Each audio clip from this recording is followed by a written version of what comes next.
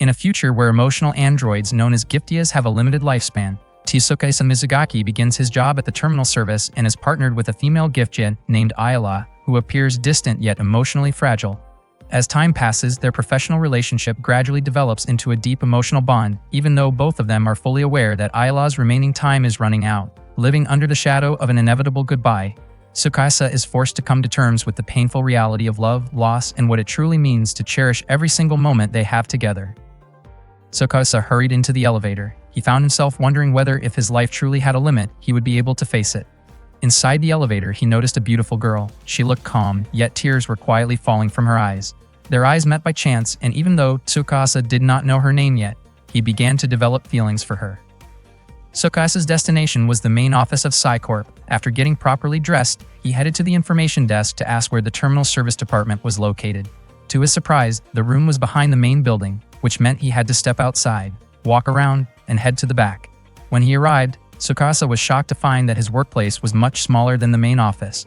He quickly entered and introduced himself to everyone there. The atmosphere felt awkward as everyone looked at him with curiosity.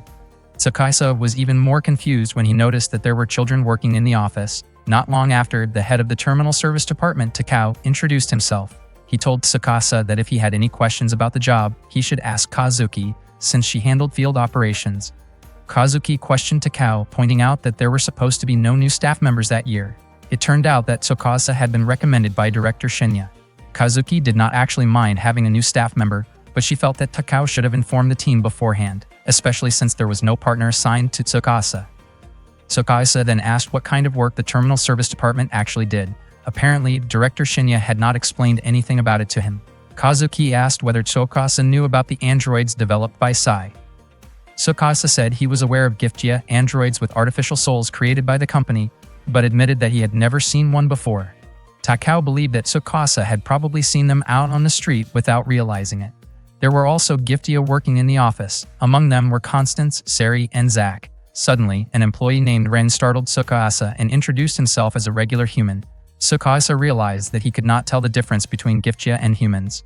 Kazuki explained that a Giftia's lifespan was limited to 81,920 hours, which was about 9 years and 4 months. Once that time was up, their memories and personality would begin to break down. At that point, the terminal service team would visit the owner's home to retrieve the Giftia. The retrieval process was carried out by a team consisting of 1 human and 1 Giftia. Unfortunately, there was no Giftia assigned as Tsukasa's partner. Not long after, a girl named Ayla entered the room.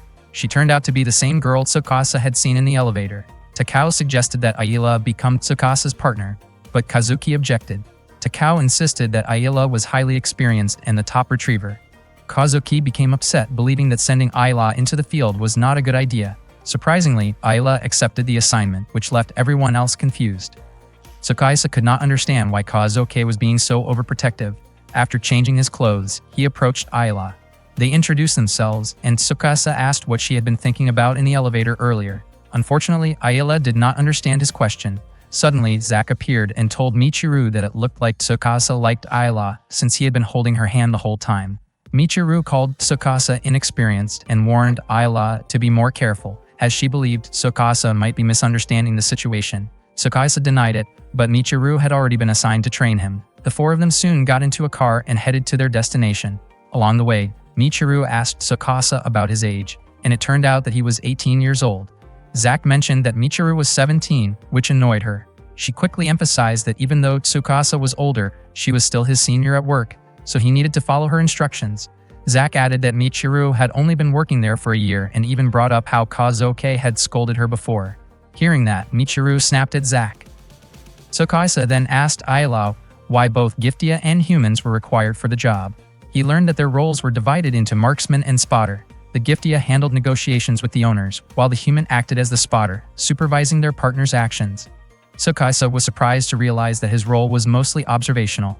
Zack commented that Tsukasa had joined them without even understanding the job. Tsukasa then asked Ayla if there was any kind of manual, since he still did not understand the work at all. Ayla handed him a book and explained that the job did not really make someone feel accomplished because in the end, their task was to erase memories. Unexpectedly, the book Ayla gave him turned out to be her personal diary. Not long after that, they arrived at their destination. Their next retrieval target was named Edward. His owners were Hajime and Mari, and the deadline was set for 6 p.m. Tsukasa wondered whether Zack could handle it, but Michiru explained that every Giftia was equipped with strong negotiation skills. Zack rang the doorbell and greeted Hajime and Mari politely. He explained that he had come to retrieve Edward. Hajime and Mari welcomed him warmly and expressed their hope that Zack would take good care of Edward. Tsukasa found it surprising that someone as mischievous as Zack could act so kind and respectful toward others. Before leaving, Edward expressed his gratitude to Hajime and Mari for taking care of him. They would always consider him their son. The farewell was deeply emotional. Michiru then explained to Tsukasa that there were strict rules for retrieving a Giftia. First, the owner had to sign a consent form, and second, the owner had to be present during the retrieval. Zack proceeded to erase Edward's memories, and Hajime and Mari were heartbroken as they watched him leave. Tsukasa asked why the owner needed to be present during the retrieval. Michiru clarified that it was related to protecting privacy. A Giftia's memories contained a lot of personal information about the owner, which could potentially expose their private life. After that, Edward's body was handed over to the authorities. Tsukasa noted that there did not seem to be anything physically wrong with Edward, but Michiru explained that Edward's memories had already become unstable, and his personality would completely disappear within 12 hours. She made sure Tsukasa understood the responsibilities of the job, adding that he would be assigned 3 retrievals that week. Tsukasa thought the job sounded easy, but Michiru called him inexperienced and reminded him that not all owners were willing to sign the consent form. They then headed to the next house. As expected, the owner this time was cold and refused to sign the agreement. The Giftia they needed to retrieve was named Nina, and the owner was Chizu. The deadline was 5 days away. Michiru revealed that she had already visited the house 3 times, but Chizu still refused to sign. Tsukasa asked what would happen if the owner continued to refuse until the deadline. Michiru firmly stated that they would find a way to complete the retrieval no matter what. That day, Michiru decided to step back and assign the task to Tsukasa instead. He was surprised, but Michiru reassured him that Ayala was a veteran and would know how to handle the situation. At that moment, Ayala stood silently in front of the door, looking hesitant. Tsukasa even began to wonder whether she truly understood her job. Michiru believed that Ayala likely did understand her role, although she had never actually seen Ayala in action out in the field. Ayala then asked Tsukasa to ring the doorbell and call for the owner. There was no response, although faint footsteps could be heard inside. Suddenly, Ayala ran off after spotting their target fleeing together with the owner. She immediately moved to intercept them, jumping down from an upper level and landing near a pile of trash as she continued the pursuit. When they returned to the office, Takao scolded them because the neighbors had filed a complaint about the damaged trash area caused during the incident. Michiru explained that they had successfully secured the target, but Takao still reprimanded them, reminding them that they should handle their work more carefully to maintain a good reputation. Not long after, Kazuki showed up and firmly warned Tsukasa not to push Ayala too hard. Tsukasa felt intimidated by Kazuki's tone. Michiru also received a scolding from Kazuki, which made Tsukasa wonder if there was something special about their relationship. Michiru explained that Ayala and Kazuki used to be partners. She realized that the situation had not been Tsukasa's fault and said she would talk to Kazuki about it. Tsukasa was confused by Michiru's sudden change in attitude. According to her, if Tsukasa ended up quitting, it would reflect poorly on her as a trainer. Zack joked that after seeing Ayala in action, Tsukasa must have thought he was in serious trouble. Michiru got annoyed hearing that, but Tsukasa denied it. Starting the next day, Michiru assigned Tsukasa a task to handle on his own. He seemed unsure, especially since the Giftia's owner was known to be difficult to deal with. Suddenly, Ayala approached him and asked him to let her take on the difficult assignment instead. The next day, Ayala and Tsukasa went to Chizu's house. Ayala invited him to have some tea together, but Chizu refused and shut the door again. The following day, they came back once more, and she offered tea along with some cookies, yet Chizu still turned them down, unwilling to waste his time. The day after that, Ayala and Tsukasa returned again, and this time Ayala brought some honey. However, Chizu, still as stubborn as ever, rejected her and refused to listen to anything she had to say. Later that day, Ayala was watering some plants when Tsukasa asked Michiru whether Ayala might be feeling discouraged. Michiru admitted she was not entirely sure. Tsukasa then approached Ayala and asked if the herbal plants she was tending had been grown by her. With a slightly gloomy expression, Ayala explained that the plants she had were chamomile, thyme, and rosemary. Her expression reminded Tsukasa of the time he had run into her in the elevator before. Ayala reassured him that she was fine, but Tsukasa still asked her not to push herself too hard. The deadline to retrieve Nina was the next day, and Tsukasa believed Chizu would be even more stubborn than before. Ayala responded by saying that she had a job and a purpose in life, and that she already had a plan for the next day. The next day, Tsukasa and Ayala returned to Chizu's house again. This time, Chizu shouted that he would never hand Nina over to them. even though Ayala had brought plenty of food. Earlier, Michiru had asked them to handle Nina's retrieval, but Tsukasa realized that they had not made any real progress. He started to think they needed another approach. Suddenly, Ayala climbed over Chizu's fence, making Tsukasa visibly anxious about what she was doing. She managed to get inside and soon met Nina, offering her some lemon verbena tea. Nina commented that Ayala seemed cute. Not long after, Chizu arrived and scolded Ayala for forcing her way into his home, even threatening to call the police. Nina then asked Chizu not to drive Ayala away and suggested that they at least let her take a bath first. Chizu agreed, which made Nina happy, and Ayala quickly went to clean herself up in the bathroom. At that moment, Chizu told Tsukasa that they should leave after Ayala finished. Tsukasa offered an alternative solution, suggesting replacing Nina's OS with a new one in the same body, allowing her to stay with Chizu but with completely different memories and personality. This suggestion angered Chizu. He insisted that Nina was his only family, and no matter what happened, he wanted to stay with her. He even expressed that losing her was something he could not accept. Tsukasa realized that Chizu's feelings were completely valid. After finishing her bath, Nina helped dry Ayala's hair. She often took care of Chizu in the same way, though he would sometimes get upset about it. Nina thought that Chizu simply did not want to admit that he was getting older. She apologized if Chizu had caused any trouble for Ayala and Tsukasa. Ayala then asked whether Nina understood that they had come to retrieve her, and whether she felt afraid of losing her memories and personality. Ayala admitted that she herself would be afraid in that situation. Nina shared that she truly wanted to continue living with her grandmother, but she knew it was not possible. Once the time limit passed, she would begin to malfunction and potentially cause trouble for others, which would only make Chizu sad. Because of that, she knew she could not stay with him forever. Even so, she wished to part with a smile. Unbeknownst to them, Chizu overheard everything Nina said. He then approached Tsukasa and realized that he had been acting selfishly. In the end, Chizu agreed to sign the consent form and asked Ayala to prepare tea for 4 people. Once the tea was served, Nina immediately took a sip and found it truly delicious. After sharing tea together, Nina prepared to leave. Before going, she gently reminded Chizu to dry his hair after bathing, to take his daily medication, and to water the flowers once a day. Nina began to cry, but Chizu reassured her that he would be alright. With a smile, Nina said her goodbye and the retrieval was completed. Ayala and Tsukasa then made their way back to the office. Tsukasa could not stop thinking about how deeply saddened Chizu had looked. He realized that, in the end, he had not been able to do much. Suddenly, Ayala mentioned that she urgently needed to use the bathroom. She had drunk too much tea and could no longer hold it. Tsukasa immediately panicked and urged her to hold on just a little longer. The Sai Terminal Service, also known as the Retrieval Department, has a total of 29 offices worldwide. Tsukasa works at Terminal Service No. 1, which handles the Far East region where the headquarters is located. One day, Takao was preparing to head to a meeting at headquarters. His stomach was hurting badly, so he asked Ayala to make him some tea. Ren suggested that Takao should stop asking Ayala for tea, since she was now Tsukasa's marksman. However, Takao said he was already used to asking her, so it should not be a problem.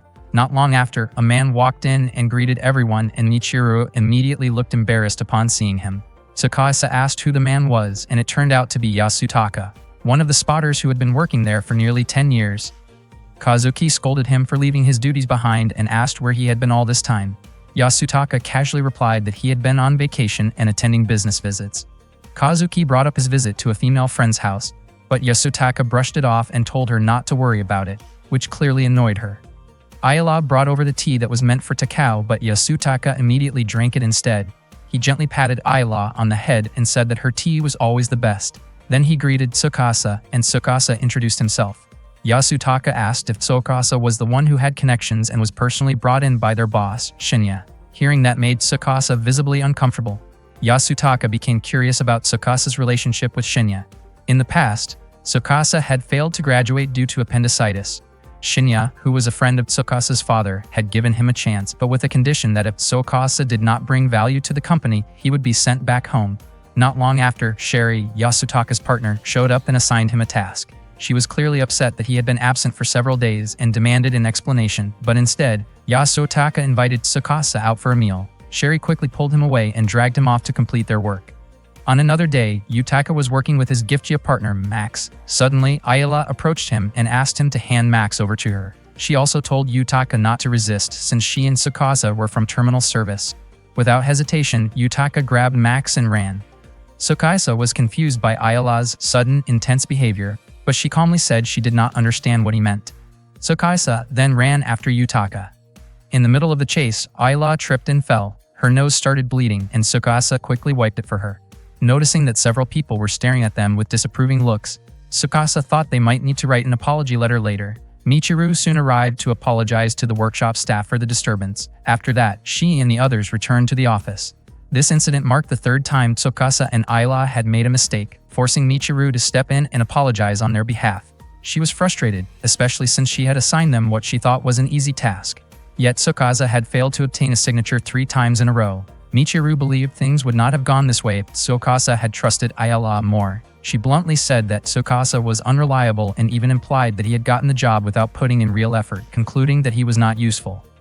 Ayla tried to defend him, but Tsukasa chose to apologize instead and promised that he would be more careful moving forward.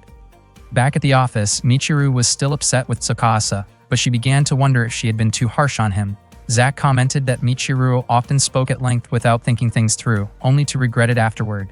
Yasutaka then asked if she had argued with Tsukasa, but Michiru denied it. He teased that maybe she was feeling conflicted because she liked Tsukasa. Michiru firmly rejected that idea, saying there was no way she and Tsukasa could have that kind of relationship. Yasutaka kept teasing her until she became irritated. Out of nowhere, Kazuki asked Michiru what she thought about Ayla. Michiru replied that Ayla seemed fairly ordinary. That afternoon, Tsukasa was standing by a vending machine buying a drink. Out of nowhere, Kazuki showed up, called out to him, and asked if he could spare some time after work. Tsukasa didn't really have a choice and ended up agreeing. Later that night, Kazuki took him to a bar for some drinks. She found it strange that Tsukasa wasn't drinking at all. He explained that he wasn't old enough to drink yet. When Kazuki asked whether he was getting used to working with Ayla, Tsukasa hesitated. Kazuki quickly picked up on that and figured he was probably unsure about Ayla's way of thinking. Tsukasa then asked Kazuki to tell him more about Ayla, since she used to be Ayla's partner. However, Kazuki said that even if she shared everything, it wouldn't really change anything, and that things between Tsukasa and Ayla were something they had to figure out on their own. She admitted that she felt guilty for pairing Ayla with him, knowing that Ayla was the reason things had become complicated. Even so, Kazuki described Ayla as someone special, and she hoped Tsukasa could grow closer to her. She laughed awkwardly afterward, realizing she might not be in the position to say something like that. Deep down, Kazuki actually wished she herself could be closer to Ayla. Then, half-jokingly and clearly tipsy, she accused Tsukasa of being a lolicon and tightly grabbed his hand. Tsukasa winced in pain and immediately denied the accusation. Kazuki, now visibly irritated, started venting. She mentioned that Takao, the section chief, and Shenya, the boss, wanted to improve efficiency and other things, but none of it had worked out yet. She complained that she still hadn't found any answers and couldn't understand why she had to learn about methods related to memory disposal. Her words left Tsukasa deep in thought. As Kazuki became heavily intoxicated, she suddenly pulled Tsukasa into a tight embrace. Not long after, Yasutaka arrived and greeted them. It turned out he was a regular at the bar. Suddenly, Kazuki collapsed and lost consciousness. Yasutaka was surprised and wondered how much she had drunk. Tsukasa guessed that she simply had a low tolerance since she had only finished 3 glasses. After that, Tsukasa returned to the office. Ring was surprised to see him back and soon said goodbye before heading home. Tsukasa turned on his computer and just then, Ayla sent him a message saying she was training in the unit testing room. Tsukasa immediately headed there. Inside, Ayla was diving in a pool while 2 people observed her through monitors. Tsukasa was surprised that such a facility even existed in the office. He then met an engineer from the terminal service, Eru, along with her partner, Master Mikijiro. Curious, Tsukasa asked what Ayla was doing. Eru and Master Mikijiro explained that they were compiling data to measure Ayla's physical capabilities. At one point, Eru noticed Tsukasa repeatedly glancing at her notes and quickly stopped him. Tsukasa then asked if Ayla trained like that every day. Eru denied it and explained that Ayla had been visiting more often since becoming Tsukasa's partner. She also mentioned that Ayla had seemed more tense lately and needed extra care. Eru hoped Ayla could get some rest, especially after spending so much time serving tea and then suddenly being sent back into fieldwork. Master Mikijiro interrupted Eru, pointing out that she had been talking too much. Eru immediately apologized and returned to recording Ayla's movement data. Not long after, Ayla resurfaced from the pool and noticed Tsukasa greeting him. Tsukasa apologized for watching her without permission, but Ayla said she wasn't trying to hide anything anyway. He asked why she was training so intensely, assuming she was worried about their work. Ayla admitted that ever since returning to field duty, her body hadn't been moving properly. She felt that she was only becoming a burden to Tsukasa. Tsukasa reassured her, saying it was probably just a matter of time before her body adjusted again. However, Ayla explained that it wasn't just during physical tasks. Her movements also felt off when she was negotiating with clients. Tsukasa asked why that was happening, and Ayala suddenly mentioned that she hadn't properly warmed up. Tsukasa didn't quite understand what she meant, and Ayala became visibly embarrassed after saying it. As a marksman, she didn't want to keep causing problems. She even said she would be willing to disband their team if Tsukasa ever got tired of her. In response, Tsukasa quickly finished the tea Ayala had prepared and explained that he believed in following the manual since it was important for work. From that point on, he tried searching for guidance in the manuals, but it seemed pointless because none of them offered specific answers for their situation. In the end, he realized he would just have to adapt to whatever came their way. Tsukasa then offered to handle negotiations himself. Even though a spotter's role was to supervise the marksmen, he believed that since they were a team, they should support each other. He promised to help Ayala until she could adjust again. He encouraged her to give it a try, and Ayala agreed. Tsukasa decided that he would create his own kind of manual moving forward. After that, Ayala excused herself to go to the restroom. Before leaving, she thanked Tsukasa and promised that she would keep trying her best. Meanwhile, Tsukasa quietly encouraged himself to stay determined as well. That night, Michiru could not stop thinking about Tsukasa. She felt like the team made up of Tsukasa and Ayala was not reliable. The next morning, she greeted Ayala and asked what she thought about Tsukasa. Tsukasa gave her a sharp look, and Michiru quickly clarified that she did not mean anything strange by asking. She simply wanted to know if Ayala felt uncomfortable being partnered with him, since lately it seemed like Ayala had been pushing herself too hard. Michiru suggested that Ayala should refuse to be Tsukasa's partner if she truly could not handle it. However, Ayala firmly insisted that there was nothing to worry about, emphasizing that everything that had happened was her own fault and that Tsukasa was not to blame at all. Michiru grew irritated and found it hard to believe that Ayala had no fault whatsoever. Ayala quietly expressed her hope that Michiru would not get angry at Tsukasa. Not long after, Michiru noticed Tsukasa talking with Constance. She walked over and asked what they were discussing. Constance explained that Tsukasa had asked a rather unusual question. He wanted to know what someone should be thinking about during negotiations with a Giftia's owner. Hearing that, Michiru scolded him. She explained that Giftias have hearts, just like their owners, and that their job was not simply about retrieving them. If they treated it that way, they would only cause more pain. The most important thing was to understand the feelings of both the Giftia and the owner. She added that this approach was something their terminal service team followed, even though it often frustrated headquarters, and that Tsukasa needed to put it into practice. Tsukasa thanked her for the advice, and Michiru brushed it off as nothing special. After that, Michiru called Zack to head out for work, but Zack seemed hesitant, pointing out that they had already handled a lot that day and wondering why she was in such a rush. Still, Michiru pulled him along anyway. Before leaving, she apologized to Tsukasa for speaking harshly earlier. Tsukasa was surprised to hear that from her. Meanwhile, Ran and Takao watched the scene from above. Takao commented that Michiru seemed unusually fired up for so early in the day, while Ren suggested that she might just be going through a difficult phase. Takao then found himself thinking about his own daughter, who no longer wanted to talk to him. That night, Tsukasa still had not gone home, as he was preparing something for the next day. Yasutaka remarked that Tsukasa had been working hard, and Tsukasa wondered why Yasutaka was still at the office. Yasutaka joked that Sherry was a demanding boss who kept him busy. He then asked why Tsukasa had not left yet. Tsukasa explained that he was working on his own guidebook. Yasutaka said that sounded impressive, but Tsukasa pointed out that Ayala was actually putting in even more effort than he was. Every day she practiced to regain her speed, but no matter how much she trained, she still seemed stiff. Yasutaka commented that Ayala was incredibly persistent, though she should have realized that her efforts would not change things. Tsukasa asked what he meant by that. Yasutaka then asked if Tsukasa had seen Ayala's physical data, which showed a steady decline. Tsukasa responded that this was exactly why she was training, to try to recover her abilities. Yasutaka explained that Giftias learn just like humans and other androids, but regaining lost speed was not something they were designed to do. They were not programmed to forget, so practice would not reverse the changes. In other words, no matter how hard Ayala trained, she would remain the same. Yasutaka believed that Ayala had already realized this herself. At that same time, Ayala was by the edge of a pool, carefully tying knots in a rope. There were already many knots lined up beside her. Tsukasa watched her from a distance and began to understand that she had been pushing herself so hard because she did not want to depend on him. He remembered her words about promising to do her best.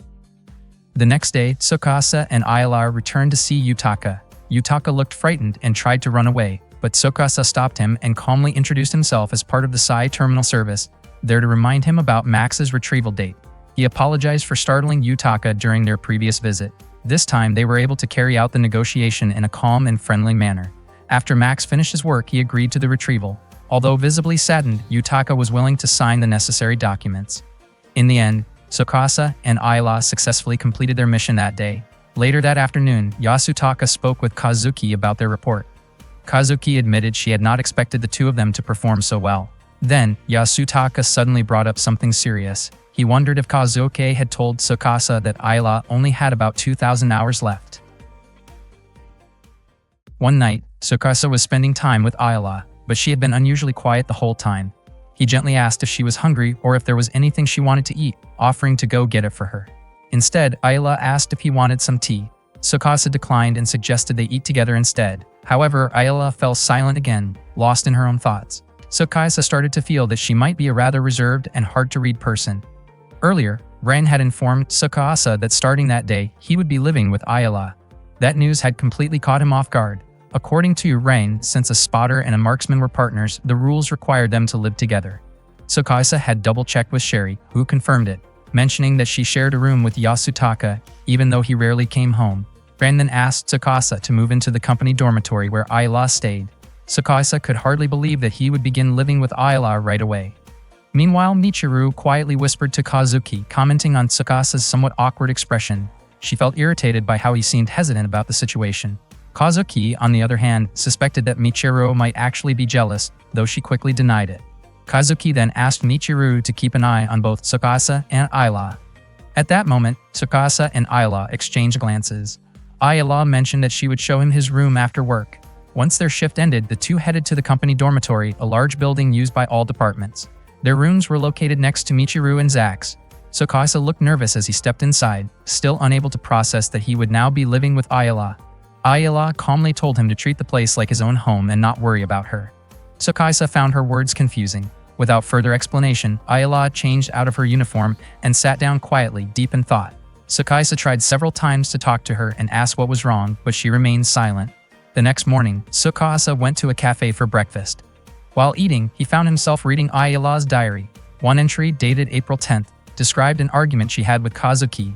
In it, Ayla wrote about how intimidating Kazuki could be and even joked that Kazuki might have trouble finding a husband if she kept acting so strict. Tsukasa was surprised at how different Ayla's diary version of events felt compared to reality. Suddenly, Michiru appeared and startled him. Not long after, Zach and Eru joined them. Michiru quickly realized that the book Tsukasa was reading was Ayla's diary. She immediately questioned why he had it and began to suspect that he might have improper intentions toward Ayla. Tsukasa denied it, but Michiru did not believe him. She even asked if he had ever been on a date before.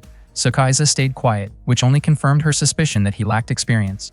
She firmly stated that she would not allow him to do anything inappropriate to Ayla. Zach seemed puzzled by Michiru's constant lecturing. Even though she kept scolding Tsukasa, Eru showed support for him. She even offered to give advice on how to make his life with Ayla more enjoyable, jokingly calling it a lucky guy operation. Eru told Tsukasa to quickly write down what she was about to say. She described what she called a golden opportunity, but her suggestion was clearly inappropriate and unrealistic. Michiru immediately interrupted, calling out Eru's idea as ridiculous and telling Tsukasa to stop taking notes. She warned him once again that if he crossed any boundaries with Ayla, she would personally kick him out of the dormitory. After that, Michiru went back to eating her breakfast. Tsukasa began to feel like he was in serious trouble. Eru then said that since she had given him advice, she expected something in return. She asked Tsukasa to convince Ayla to wear a dress that she had made. According to Eru, Ayla had never accepted gifts from anyone before, even though Eru had tried many times without success. Later, Tsukasa returned to his room. For a brief moment, he considered opening the bathroom door, remembering Eru's suggestion, but he quickly stopped himself. Suddenly, Ayla came out of the bathroom, startling him. Tsukasa immediately insisted that he had not seen anything. Ayla did not respond and simply continued getting dressed. At the office, Tsukasa seemed unusually unmotivated. Ren noticed and asked if he was having trouble adjusting to life in the dormitory. Tsukasa admitted that he could not understand what Ayla was thinking. Shortly after, Ayla quietly served him tea and then walked away, leaving him surprised by her distant behavior. Tsukasa later explained to Ren that Ayla tended to ignore him while they were in their room. Ren suggested that Tsukasa should try to show that he was dependable. If he could prove himself as someone she could rely on, Ren believed that Ayla would eventually open her heart to him. While in his room, Tsukasa tried to talk to Ayla, who was sitting quietly by herself. However, she refused to respond to him. Trying to distract himself, he started doing pull-ups and lifting a barbell with enthusiasm. Unfortunately, he lost control and the barbell slipped, crashing into the wall and damaging it. Hearing the loud noise, Michiru immediately came to check on him. She was clearly annoyed when she saw Tsukasa without a shirt and assumed he was acting inappropriately. The next day, Tsukasa shared the incident with his coworkers. Takao warned him to stop putting on those overly macho displays in his room, explaining that what he really needed was better communication. Meanwhile, Rain quietly whispered to Zack, pointing out that Takao himself seemed troubled lately because his daughter found him intimidating. Zack even mentioned how Takao's daughter had asked for her father's laundry to be separated. Despite that, Takao still offered Tsukasa several pieces of advice, confidently assuring him that things would work out if he followed them.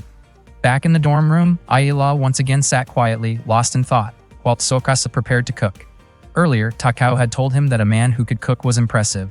Tsukasa asked Ayala to try his cooking later, feeling confident because he had followed Takao's instructions. However, things quickly went wrong when the flames suddenly flared up. Panicking, Tsukasa shouted, which triggered the automatic fire extinguisher. Hearing the commotion, Michiru rushed over again. Tsukasa, still panicked, asked her how to turn off the system.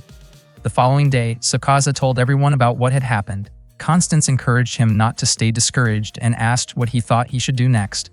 When Tsukasa turned the question back to him, Constance suggested that being gentle with Ayala was important. Since Ayala enjoyed going out, he believed that becoming a good companion for her trips might help improve their relationship. Later in the dorm, Ayala once again sat quietly before heading to the bathroom. Tsukasa noticed her clothes scattered on the floor and tried to pick them up so she would not trip over them. While doing so, he slipped, rolled, and bumped into the wall. Hearing the noise, Michiru came to check again, only to witness another situation that made Tsukasa seem suspicious in her eyes. The next day, Constance suggested that Tsukasa try giving Ayala flowers. Tsukasa followed the advice, bought some flowers, and gave them to her. However, bee suddenly flew out from the bouquet. Startled, Tsukasa tried to chase it around the room. Once again, the noise brought Michiru over. When she saw the bee land on Tsukasa's nose, she immediately reacted and swatted it away. The next day, Rain suggested that Tsukasa try wearing something different to gain Ayala's trust. Tsukasa ended up wearing a dress made by Aru. He asked Ayala for her opinion on his appearance and even struck a pose like a hero protecting the world. Unfortunately, he lost his balance, hit a table, and fell. As expected, Michiru came to check on the disturbance once again. The following day at the office, Tsukasa told everyone about the previous night. Yasutaka pointed out that Tsukasa might not actually be at fault, since he had not yet learned how to understand a girl's feelings. He suggested a questionable secret technique, but Tsukasa did not seem convinced. That night, Tsukasa tried once more to talk to Ayala, but she simply offered him some tea instead. He nodded and she went to prepare it. Suddenly, Ayala stumbled, and Tsukasa quickly caught her. They ended up in an awkward position as he supported her. For a brief moment, Tsukasa remembered Yasutaka's advice, but he chose not to follow it. Hearing the noise again, Michiru came to check the room. She could not understand why Tsukasa caused disturbances almost every night. Seeing the situation, she became upset and scolded him. The next day, as usual, Tsukasa shared the story with his coworkers. Zack showed understanding, recognizing how challenging it could be for Tsukasa to live together with a girl. Kazuki asked Tsukasa to talk for a bit. She realized that he still hadn't been able to get close to Ayala, and she understood that it wasn't really his fault since Ayala sometimes acted that way around others. Tsukasa admitted that he didn't understand the reason behind it. Kazuki had a feeling that Ayala was trying to act more like a machine than a person. She suggested that Tsukasa invite Ayala to go out during their day off. Tsukasa was sure that Ayala would turn him down, but Kazuki advised him to just be honest about what he wanted to do with her and not force anything. She believed that he and Ayala could actually make a good match. Kazuki said this based on her 6 years of living with Ayala. She also told Tsukasa that she was counting on him, though she added half-jokingly that he should not get too carried away with Ayala. Tsukasa agreed to do his best. While sitting in the car, Tsukasa kept thinking about what he should say to invite Ayala out. Not long after, Ayala arrived and startled him a little. They quickly headed to their next Giftia retrieval location. On the way, Tsukasa asked if she would accompany him the next day to look for a gift for a coworker. To his surprise, Ayala immediately agreed. The next day, they went to the city center. Even though Tsukasa had successfully invited Ayala out, he still had no idea what he should actually do. He found it odd that Ayala was wearing her uniform and asked if she had any other clothes. They then headed into a clothing store. Tsukasa asked Ayala to try on some outfits, and she questioned why she needed to do that. He explained that his coworker had a similar size to her. Inside the fitting room, Ayala struggled to put on the clothes and asked Tsukasa for help. He was caught off guard when he saw her tangled up in the outfit. Shortly after, a store clerk came over. By accident, Ayala ended up tearing the clothes, and the clerk asked them to pay for the damaged item. Ayala apologized for causing trouble for Tsukasa. He brushed it off, saying it wasn't a big deal. Still, she sincerely apologized, saying she often felt like she was not useful. Later, while riding the elevator, Tsukasa asked if she remembered the first time they met there and what she had wanted to buy back then. Ayala then led him to a herbal plant shop. Tsukasa asked if she wanted to buy something, but she declined. He started thinking that maybe a herbal plant would make a good gift. When he asked Ayala to recommend the best one, she said her opinion didn't really matter and instead asked about his coworker. Tsukasa described the coworker as someone who didn't talk much, tended to be alone at home, and barely ate, to the point where he was not even sure if she ate at all. However, he also mentioned that she was very good at the things she liked. Ayala commented that the person sounded a bit difficult, but Tsukasa laughed it off and disagreed. In the end, Ayala picked a herbal plant that suited the coworker's personality. After finishing their shopping, Tsukasa thanked her and Ayala said she was glad she could be helpful. After that, Tsukasa invited Ayala to an amusement park. When they arrived, the place was packed with people. Ayala wondered why they went there when they had already found the gift. Tsukasa admitted that the gift was actually meant for her. Hearing that, Ayala asked if that meant she was really that troublesome. Tsukasa quickly denied ever thinking that. She then asked why he wanted to give her a gift.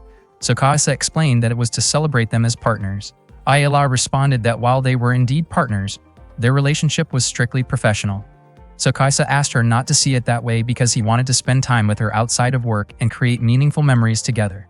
Suddenly, Ayala said she couldn't continue with that idea, explaining that she was not created to spend time like that with humans. She became emotional and decided to go home. Tsukasa felt guilty and couldn't understand why she reacted that way. He found himself confused about how to grow closer to her. Back in the dorm room, Tsukasa saw Ayala quietly lost in thought. He wondered if she had always preferred being alone, especially since Eru had once mentioned that Ayala had never received a gift from anyone. Tsukasa then gave her a keychain he had bought at the amusement park. Ayala looked surprised as she accepted it. Tsukasa told her that she didn't have to keep it if she didn't want to. Ayala apologized for leaving him earlier. Tsukasa then asked her to make him some tea and sit with him for a while. That night, even after Tsukasa had fallen asleep, Ayala continued to look at the gift he had given her. One morning, Tsukasa woke up first, and not long after that, Ayala woke up too. He greeted her with a cheerful good morning, and to his surprise, she responded. Wanting to make sure he was not imagining things, he greeted her again, and she replied once more. Tsukasa could not hold back his excitement. He started shouting and jumping around because it was unusual for Ayala to respond to him like that in their dorm room. Michiru came in and immediately told him to quiet down. Tsukasa eagerly told her that Ayala had just responded to his greeting. He admitted how happy he felt, but Michiru suddenly realized that Ayala was in the middle of changing her clothes. Without hesitation, she kicked Tsukasa out of the room. Later that morning, Tsukasa could not stop smiling to himself. Michiru told him to stop daydreaming about Ayala changing, but he quickly denied thinking about anything like that. Zack then chimed in, saying that he had seen Tsukasa reading a strange book the day before, something like a guide to making someone fall in love. Hearing that made Michiru visibly irritated. Tsukasa admitted that he had bought the book, but it had not been very helpful. Michiru wondered out loud how Ayala could still be okay living with someone like Tsukasa. Unexpectedly, Ayala calmly said that she did not mind living with him. Zack commented that it seemed like Tsukasa and Ayala were getting closer, and he grew curious about what might have happened between them. His teasing only made Michiru more annoyed, and she ended up venting her frustration by telling Tsukasa to clean up his desk. Even she seemed confused about why the situation bothered her so much. Not long after, Kazuki arrived to assign their tasks. That day, they had 9 clients to handle. Kazuki asked Michiru to take care of Minerva and Carl, warning her to be careful since Minerva's owner might cause trouble. She then asked Sherry about Yasutaka. Sherry replied that he had been difficult to reach but promised to pass along the message later.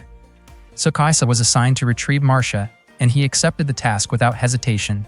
Michiru questioned why the job was not given to her, but Kazuki explained that she wanted Tsukasa to gain more experience. She also reminded him to report immediately if he ran into any problems. Ren then shared information from upper management about the black market becoming active again. He urged everyone to stay cautious while carrying out their duties. Kazuki added that the criminals were using the name of the terminal service as a cover to illegally retrieve Giftia units. Even though it was against the law, the police had not been able to catch them. Rain reminded the team to report anything suspicious right away, and Takao emphasized the importance of working efficiently. Tsukasa and Ayala then headed to their destination. Along the way, Ayala explained about children who had lost their biological parents and were raised by androids. In this case, the owner of the Giftia named Marcia was a boy named Soda. In many ways, Marcia had taken on the role of a mother figure for him. When they arrived at the apartment, Marcia greeted them warmly. Tsukasa introduced himself and Marcia immediately hugged Ayla after meeting her. She invited them inside and mentioned that Sota had not returned from school yet. She then offered them some tea while they waited. Looking at the photos on the wall, Tsukasa noticed how close Marcia and Sota seemed. Marcia described Sota as a somewhat spoiled child. She quietly expressed concern about whether he would be able to live independently after she was gone. Sota's biological parents had passed away 3 years earlier. According to Marcia, they had been wonderful people who even treated her like part of the family. She often went shopping with Sota's mother during holidays, picking out clothes for Sota and his father, since his father was not very good at choosing outfits. Sota's mother had a strong presence and was well known around the neighborhood, while his father was equally impressive in sports. He would often take Marcia and Sota out for jogging together. Whenever Sota started to get tired, his mother would suddenly appear with a warm smile and a basket of snacks. At that moment, Sota came home and asked why Marcia kept talking about those memories again. Marcia happily greeted him, but Sota looked at Tsukasa and Ayla with suspicion and asked who they were.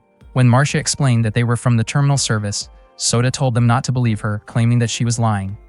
Tsukasa calmly asked Sota to sign the agreement papers. Sota questioned whether it would be enough if he just wrote his name. Then, in a cold tone, he told Tsukasa to hurry up and take Marcia away, saying that he no longer needed her. Tsukasa was taken aback by his words. Marcia gently reminded Sota to be polite to their guests, but he refused to listen and said that he did not need to hear anything from her anymore. He snatched the agreement papers and signed his name, adding that Marcia was just a giftia. Tsukasa quickly pulled the papers back and stated that he could not accept a signature given with that kind of attitude. Sota, clearly upset, insisted that giftia could not be trusted and that they only ended up hurting people. Marcia firmly reminded Sota that his father once said that if he did not care about others, he would never find happiness. Sota brushed it off, since he did not know anything about his parents in the first place. He believed Marcia's stories about them were nothing more than lies, and he even doubted her sincerity when she said she would never leave him. Without another word, Sota walked away from them. Marcia admitted that he had been acting that way ever since he learned about his remaining time. When Tsukasa arrived at the office, he shared the situation with Michiru. In her opinion, Sota seemed to be going through an identity crisis. She did not blame Marcia, but she understood that hearing about a time limit must have made Sota realize that Marcia was a giftia, not his real family. Tsukasa realized that this was likely what led Sota to believe that everything about his parents was a lie. Michiru added that losing someone you truly trust can feel terrifying. When Tsukasa asked what they could do, Michiru suggested that the solution might be helping Sota believe in what he truly loved. She even offered to help Tsukasa, which made him very grateful. However, when Ayla suddenly arrived with tea, Michiru abruptly changed her mind, leaving Tsukasa confused about what had just happened. On that same day, a meeting was being held by the leader, Shinya, along with the heads of the terminal services.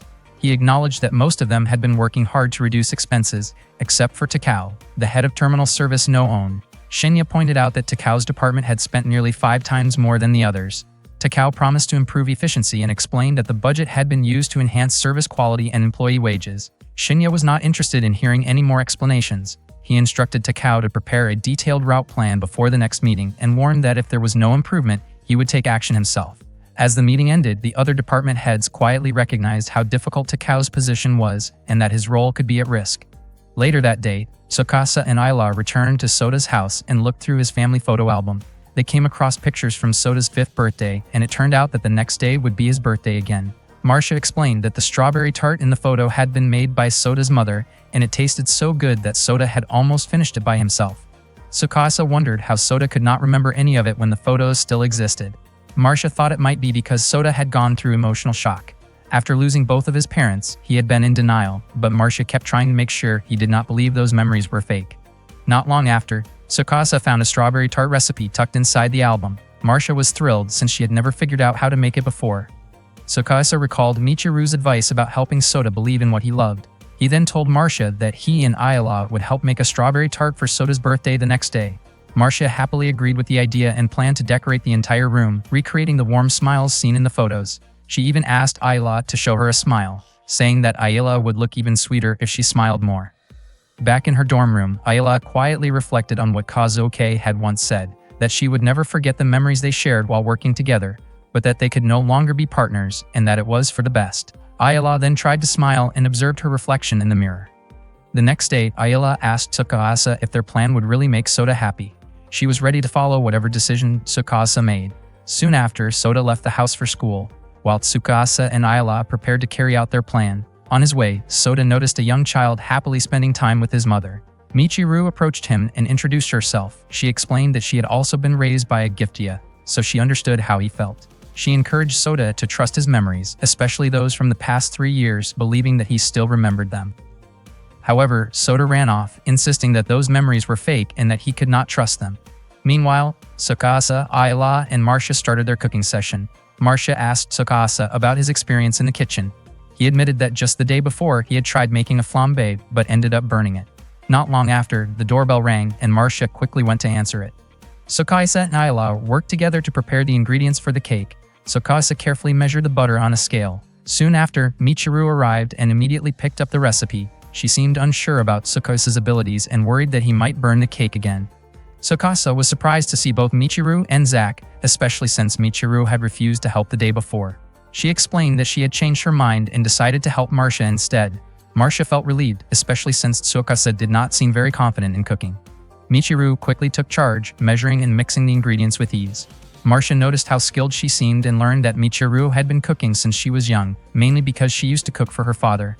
Michiru then started giving instructions. She told Tsukasa to sift the flour, while Ayala and Zack were asked to clean the strawberry stems and decorate the room. Tsukasa sifted the flour a bit too aggressively, which made him start sneezing. Michiru grew irritated, calling him a beginner and scolding him before showing him the proper technique. As she guided him, her face turned slightly red while holding his hand, leaving her confused about the unfamiliar feeling she experienced. She quickly brushed it off and scolded him again for holding her hand. Once the batter was ready, Marcia placed it in the oven. They all took a break while waiting for it to bake. Tsukasa mentioned that Michiru's arrival had really saved them. Michiru responded that as an android child, she could not just stand by and do nothing. Tsukasa then asked what she meant when she said she understood Sota's feelings. Michiru explained that her father, whom she called her guardian, had been retrieved 3 years ago. Her situation was the opposite of Sota's. She had been raised by her father alone for many years and had done everything she could to stay with him. Her father had become what was known as a wanderer. After 81,920 hours, Giftia begin to lose their personality and memories. Within about 10 hours after that, they rely only on instinct. In some cases, they may unintentionally harm humans. Even though their memories and personalities fade, their physical abilities remain, causing them to wander aimlessly. That is why they are called wanderers. Retrieving a Giftia after they become a wanderer is considered a very difficult and distressing situation, which is why retrieval must be done on time to prevent it. Michiru was surprised to see Tsukasa tearing up. He apologized for only just learning about it, but she told him to forget what she had shared. At that moment, Zack commented to Ayala that Michiru seemed like a caring guardian figure. He also noted that she had been the one to step in and help Tsukasa, suggesting that she might have been a bit too eager to act like his senior. Suddenly, Ayala asked Zack about how her smile looked. Zack responded honestly, saying that it came off as a bit unsettling. After that, they finished decorating the room and arranged the strawberries on top of the tart. Later that afternoon, Sota returned home. He was surprised to see the celebration Marcia and the others had prepared. He insisted that he had never asked for a birthday celebration. His emotions quickly turned into frustration, as he knew that even though Marcia had done all this, she would eventually have to leave him. When he saw the strawberry tart, memories from 3 years ago came rushing back. Sota began to cry as he ate the cake. He said that it did not taste good at all and that his mother's version had been much better. He then apologized for calling Marcia a liar earlier. Marcia gently told him that even though she would not always be there physically, they would always be connected. She reassured him that she, along with his parents, would always care about him. Hearing that, Sota thanked her and hugged her tightly. The day before the scheduled retrieval, a man came to Sota's apartment to pick up Marcia. He explained that he was replacing Tsukasa and Ayala, who were currently occupied with other duties. Sota appeared uneasy and intimidated in the man's presence. That day, Marcia had just finished shopping. With only 1 day left before her scheduled retrieval, she looked excited to spend her final moments with Sota. Suddenly, an unknown man approached her and used a weapon to incapacitate her. At the same time, Tsukasa received a call from Sota. He asked about Marcia's condition, but Sota explained that she still had not returned from shopping. Earlier, that same man had come to Sota's apartment asking about Marcia. He claimed to be from the service terminal and said he was replacing Tsukasa to pick her up. Sota sounded worried, clearly anxious about her safety. Ayala suspected that the man was likely connected to the black market. At that moment, Marcia only had 24 hours remaining. Sota asked if the man was Tsukasa and Ayala's colleague and expressed his hope that Marcia would be brought home safely. Tsukasa explained that the man had most likely deceived Sota and abducted Marcia, which left Sota in shock. He reassured him not to worry, promising that he and Ayala would find her and bring her back. Tsukasa asked Sota to stay at home and wait. After that, he contacted Kazuki and the others to inform them of the situation and asked everyone to split up to search for Marcia. Ren mentioned that if Marcia were to become a wanderer, it would be the first case in 3 years. However, Kazuki remained confident that it would not happen, since they still had 24 hours left. Takao suggested that they should report the situation to the director. Takao immediately contacted Director Shinya to report the issue. Shinya then instructed his assistant to reach out to our security. He told Takao and the others to continue searching while he tried to handle things from his side. Meanwhile, Tsukasa and Ayala split up to search around the city center, but they could not find her. Tsukasa grew increasingly worried. Ayala suggested they double-check everything to be sure and reminded him to stay patient during the search. Tsukasa admitted that Michiru's story kept lingering in his mind, prompting him to ask Ayala what she knew about wanderers. Ayala explained that wanderer cases were extremely rare and that she believed it would not happen to Marcia, encouraging Tsukasa not to think negatively. Not long after, Michiru and Zack arrived, but they had not found any leads either. Everyone split up again to continue the search. Tsukasa entered several shops and asked customers if they had seen Marcia. Michiru and Zack searched along the streets, while Constance, Ren, Yasutaka, and Sherry continued looking in other areas. Tsukasa and Ayala spent the entire night searching around residential neighborhoods. Meanwhile, Sota remained at home, waiting anxiously. The next morning, Constance and Kazuki picked up Tsukasa and Ayala. Tsukasa ate quickly, and Kazuki assumed they had not slept at all, even though she had advised them to rest. Tsukasa insisted that he was fine, and Ayala said the same. Kazuki could not understand how they were still going. Tsukasa then asked where they were heading. Constance explained that he had gathered information from several sources about the possible location of the black market. Kazuki added that their wide network allowed them to obtain such leads. Before long, a group of people blocked their path. One of them informed Constance that the area was closed and told him to turn back. They were from R Security, just as Kazuki had expected. R Security was a private security company that worked in partnership with Sai. Kazuki questioned why the area was being restricted and pointed out that they likely did not have proper authorization. They insisted that she comply, but Kazuki firmly stated that she had business there. She even demanded that they call their leader. Tsukasa tried to calm her down as the situation grew tense. Hearing the commotion, the leader of R Security arrived. It turned out that he knew Kazuki and was surprised to see her. The leader, Shinonome, had not met Kazuki in 3 years. Kazuki asked if R Security was getting involved again for the same old reasons. Shinonome explained that their objective was only to capture the illegal retriever and that they had no concern for the abducted Giftia. Kazuki then asked how much information he had gathered. Shinonome seemed reluctant to share, but Kazuki pressured him by hinting that she could bring up his past performance from 3 years ago. Hearing that, Shinonome finally ordered his subordinates to show the map. Kazuki was surprised by his cooperation and remarked that it was no wonder he had been promoted so quickly. According to the information network, the black market hideout was believed to be somewhere around that area. All access points had already been sealed off, so no one could enter or leave. Kazuki was convinced that Marcia had to be somewhere inside. Shinonome questioned whether Kazuki was certain that the Giftia he was looking for did not have a transmitter. Kazuki responded that regulations about android protection and similar policies were, in his view, a violation of human rights. Shinonome found it strange that human rights would even apply to machines. Not long after that, Tsukasa and the others prepared to head out into the field. At that moment, Michiru found herself recalling a painful memory from 3 years earlier, during the retrieval of her father. Yasutaka explained that if a Giftia became a wanderer, it would turn into a serious problem, especially since their limiter would no longer function. Sherry added that a wanderer could treat something as dangerous as a car like it was just a toy. To capture a wanderer, they would either need to remove the limiter from a Giftia or use a weapon known as a program-destroying software, which only a spotter was authorized to handle.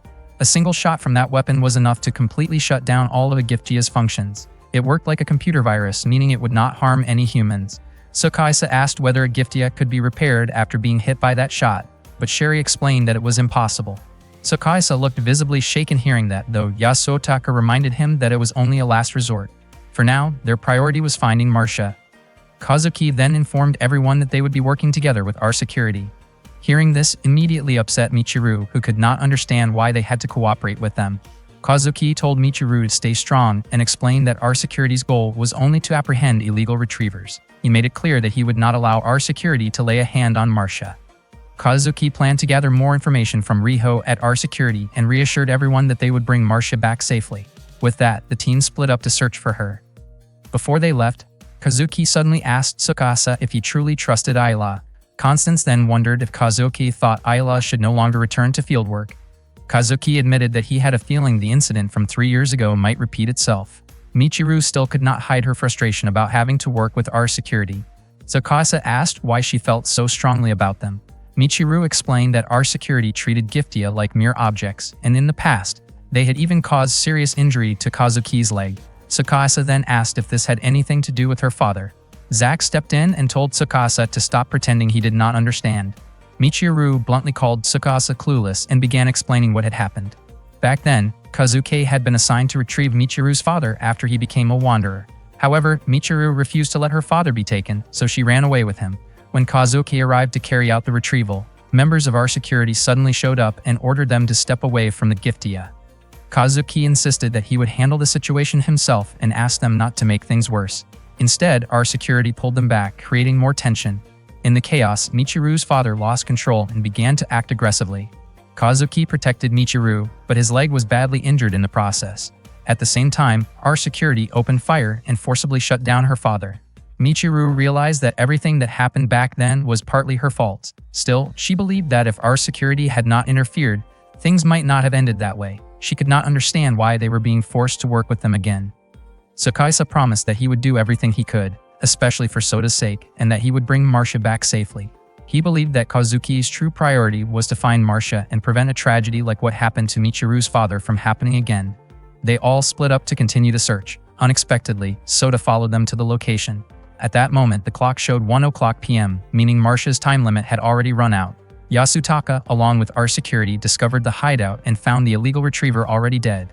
There were marks of a struggle on his face, which indicated that Marcia had already turned into a wanderer. Kazuki informed the others that Marcia had escaped and become a wanderer. Because of that, he withdrew the order to bring her back alive. He instructed everyone to do whatever it took to stop her.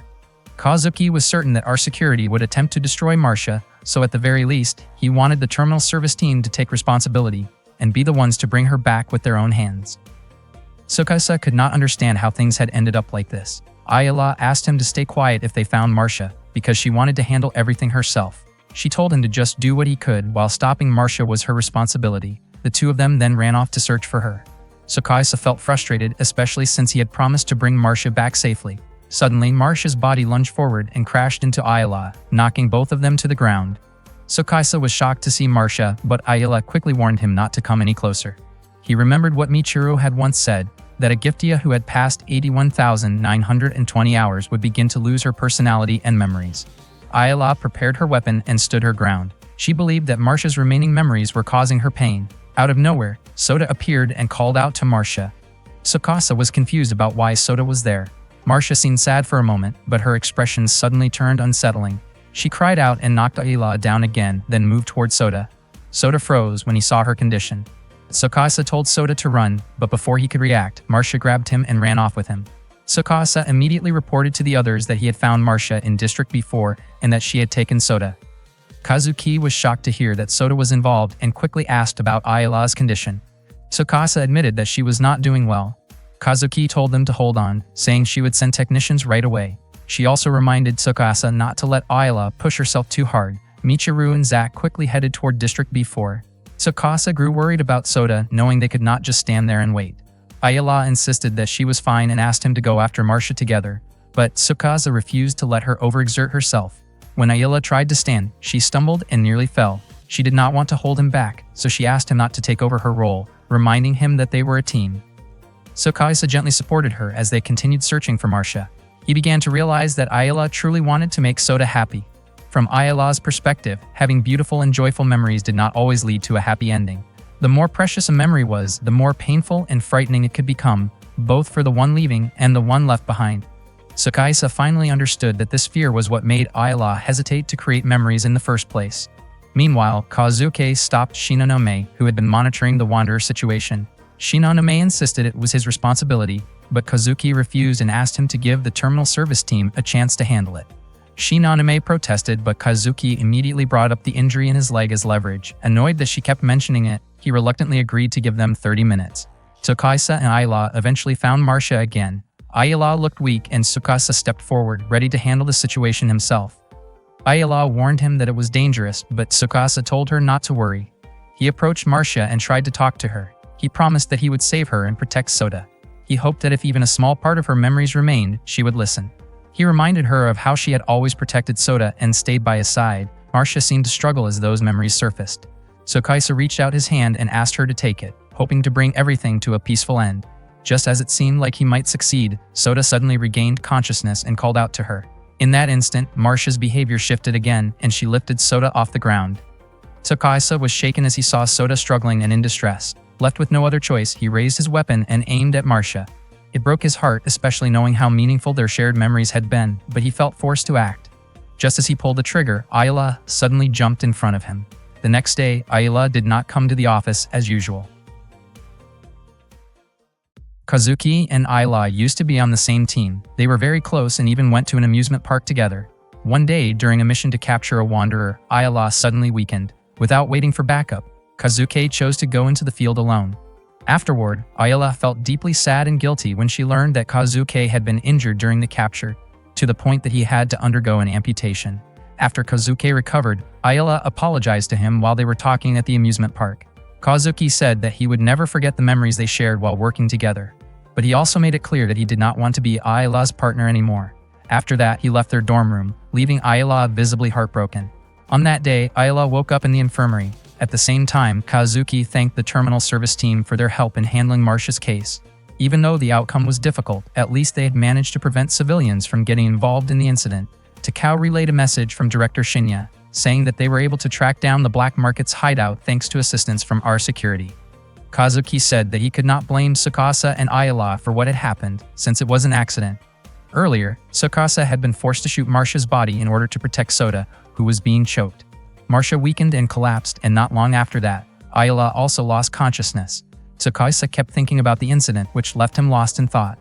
Kazuki explained that even though Tsukasa and Ayla were not at fault, the situation was still considered a loss for the team. Because of that, Tsukasa was assigned to office work until Ayla was able to return to the field.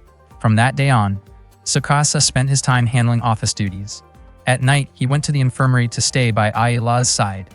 When Ayla woke up, she saw Tsukasa asleep nearby. Mikijiro approached and mentioned that Tsukasa had insisted on staying with her, describing him as stubborn. After checking the monitor, Mikijiro said that Ayla would be able to move again the next day, although her treatment would still take a few more days. After Mikijiro left, Ayla looked at Tsukasa as he slept. She remembered Kazuki's words about no longer wanting to be her partner. Gently, she brushed Tsukasa's head. Not long after, Tsukasa woke up thinking it was already morning. Ayla told him it was still late at night and suggested that he should rest in the dorm instead.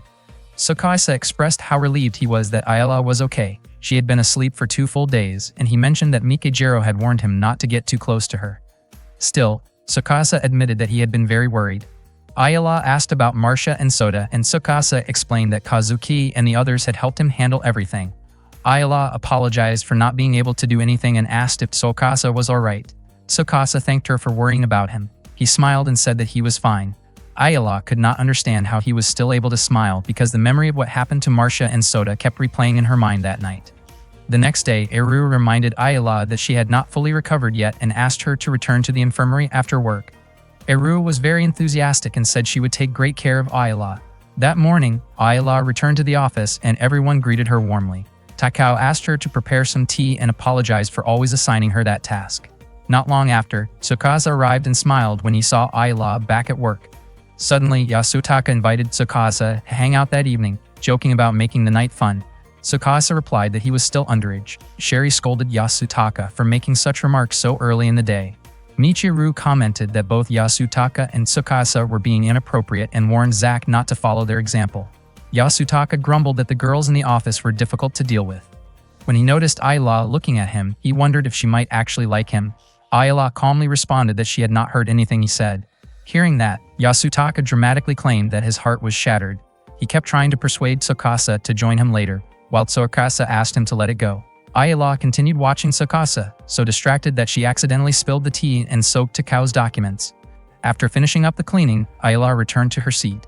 Tsukasa greeted her with a warm smile, mentioning that it felt a little strange since they had gone to the office separately that day, even though they had always gone together before. Out of nowhere, Ayla commented that Tsukasa's smile was beautiful. That caught both Tsukasa and Michiru off guard. Tsukasa looked visibly embarrassed by the compliment, while Michiru seemed genuinely confused. Later, in the student infirmary, Michiru asked Ayala if Tsukasa had done anything unusual to her. She assured Ayala that she would be on her side no matter what.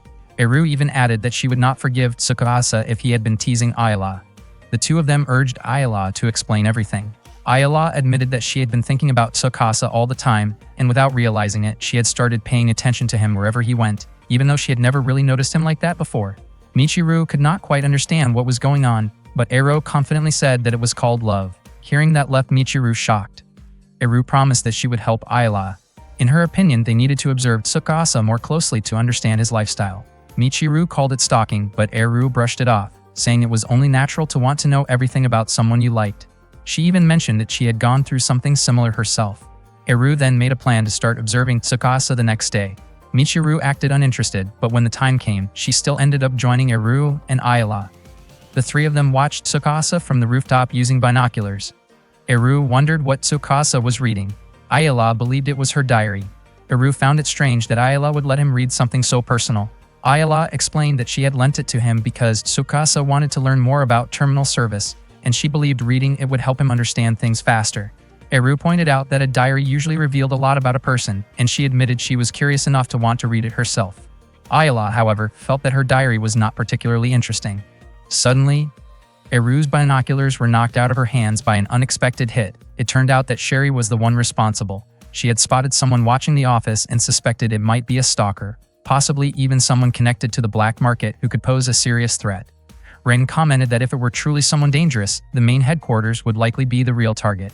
Yasutaka noted that Sherry was being extremely cautious. Sherry simply replied that her alertness was influenced by Yasutaka. Eru was shocked by what had just happened, and Ayala did not expect Sherry to be even more intimidating than Kazuki. Still, Eru refused to give up over something like that. She quickly came up with another plan to keep observing Tsukasa and invited Ayala to join her again. Michiru felt like she wanted to stay out of it this time. From then on, Eru and Ayala kept following Tsukasa wherever he went. They watched him at a cafe and even peeked in while he was helping Constance in the storage room. Constance warned Tsukasa to be careful because the load he was carrying was heavy. As expected, the box filled with documents turned out to be quite heavy. That night, Ren and Tsukasa accompanied Kazuki to a bar for drinks. Kazuki encouraged Tsukasa to drink as well, but he chose to have juice instead. Not long after, Ren told Tsukasa that he needed to head home right away because he was worried his wife might get upset. Kazuki became irritated and scolded Tsukasa for sounding too preachy. Eru and Ayala were there, quietly watching everything unfold. Tsukasa eventually returned to his dorm room late at night, but Eru and Ayala continued to follow him. Things took an awkward turn when Tsukasa suddenly shouted in shock after noticing Eru in the men's bathroom. Sherry immediately dragged Eru back to her room. Michiru could not believe things had escalated like that, and she told Ayala that she should not have gone along with Eru's plan. Ayala, however, said that Eru had genuinely been trying to help her. Michiru then asked why Tsukasa had been on Ayala's mind so much. Ayala admitted that she did not fully understand it herself, but she started feeling that way after the incident involving Marcia. Michiru reflected that Tsukasa did seem strong in situations like that. Ayala wondered if she had forgotten something important, and she questioned whether humans were naturally capable of forgetting things so easily. She also could not understand what Tsukasa had been feeling at that time.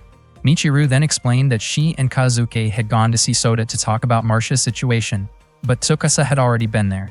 Even though he was supposed to be handling office work, Tsukasa had chosen to go there instead, just to personally apologize to Soda.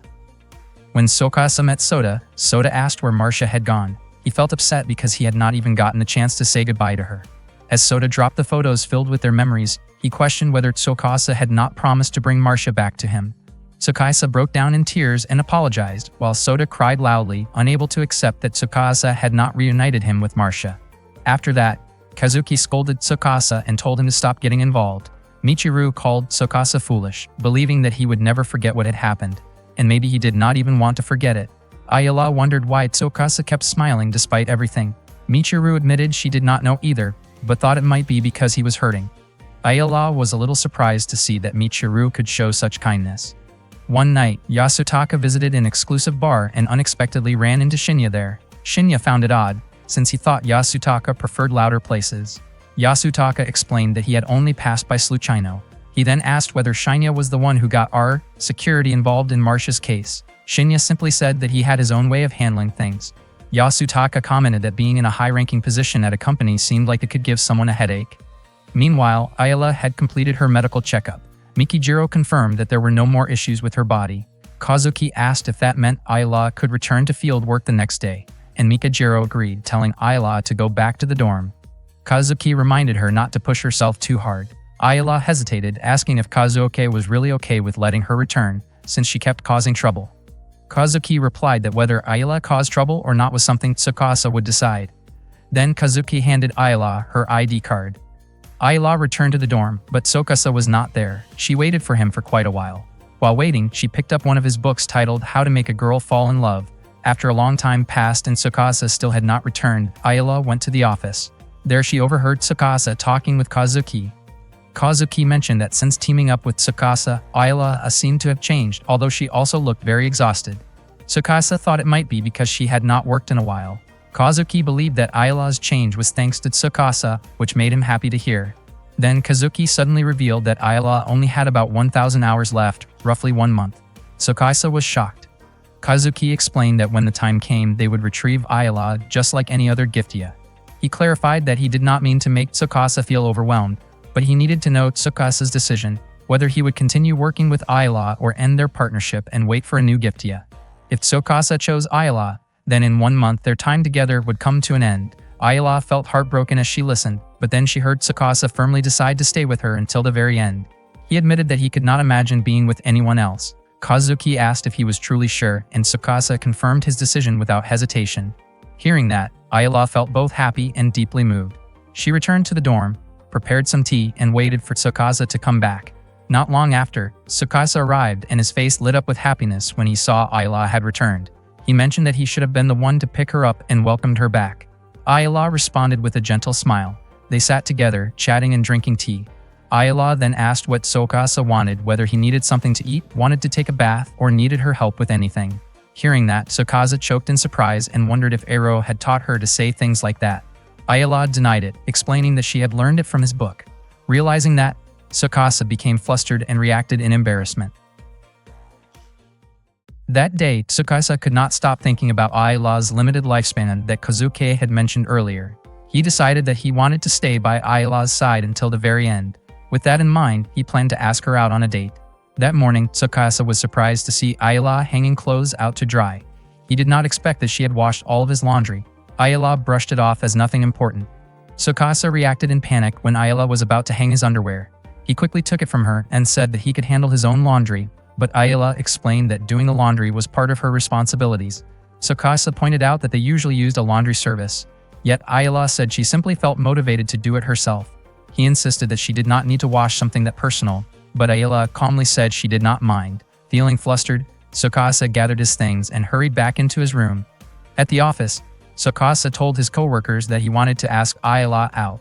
Rain initially advised against it. Zack brought up how Ayala had once left Tsukasa alone at the amusement park, suggesting things might not go well. Constance felt Zack did not need to bring that up again. Takao suggested that Tsukasa should give Ayala some space, warning that rushing things might make her uncomfortable. On the other hand, Yasutaka fully supported Tsukasa's decision and even asked Constance to share some advice on how to ask a girl out.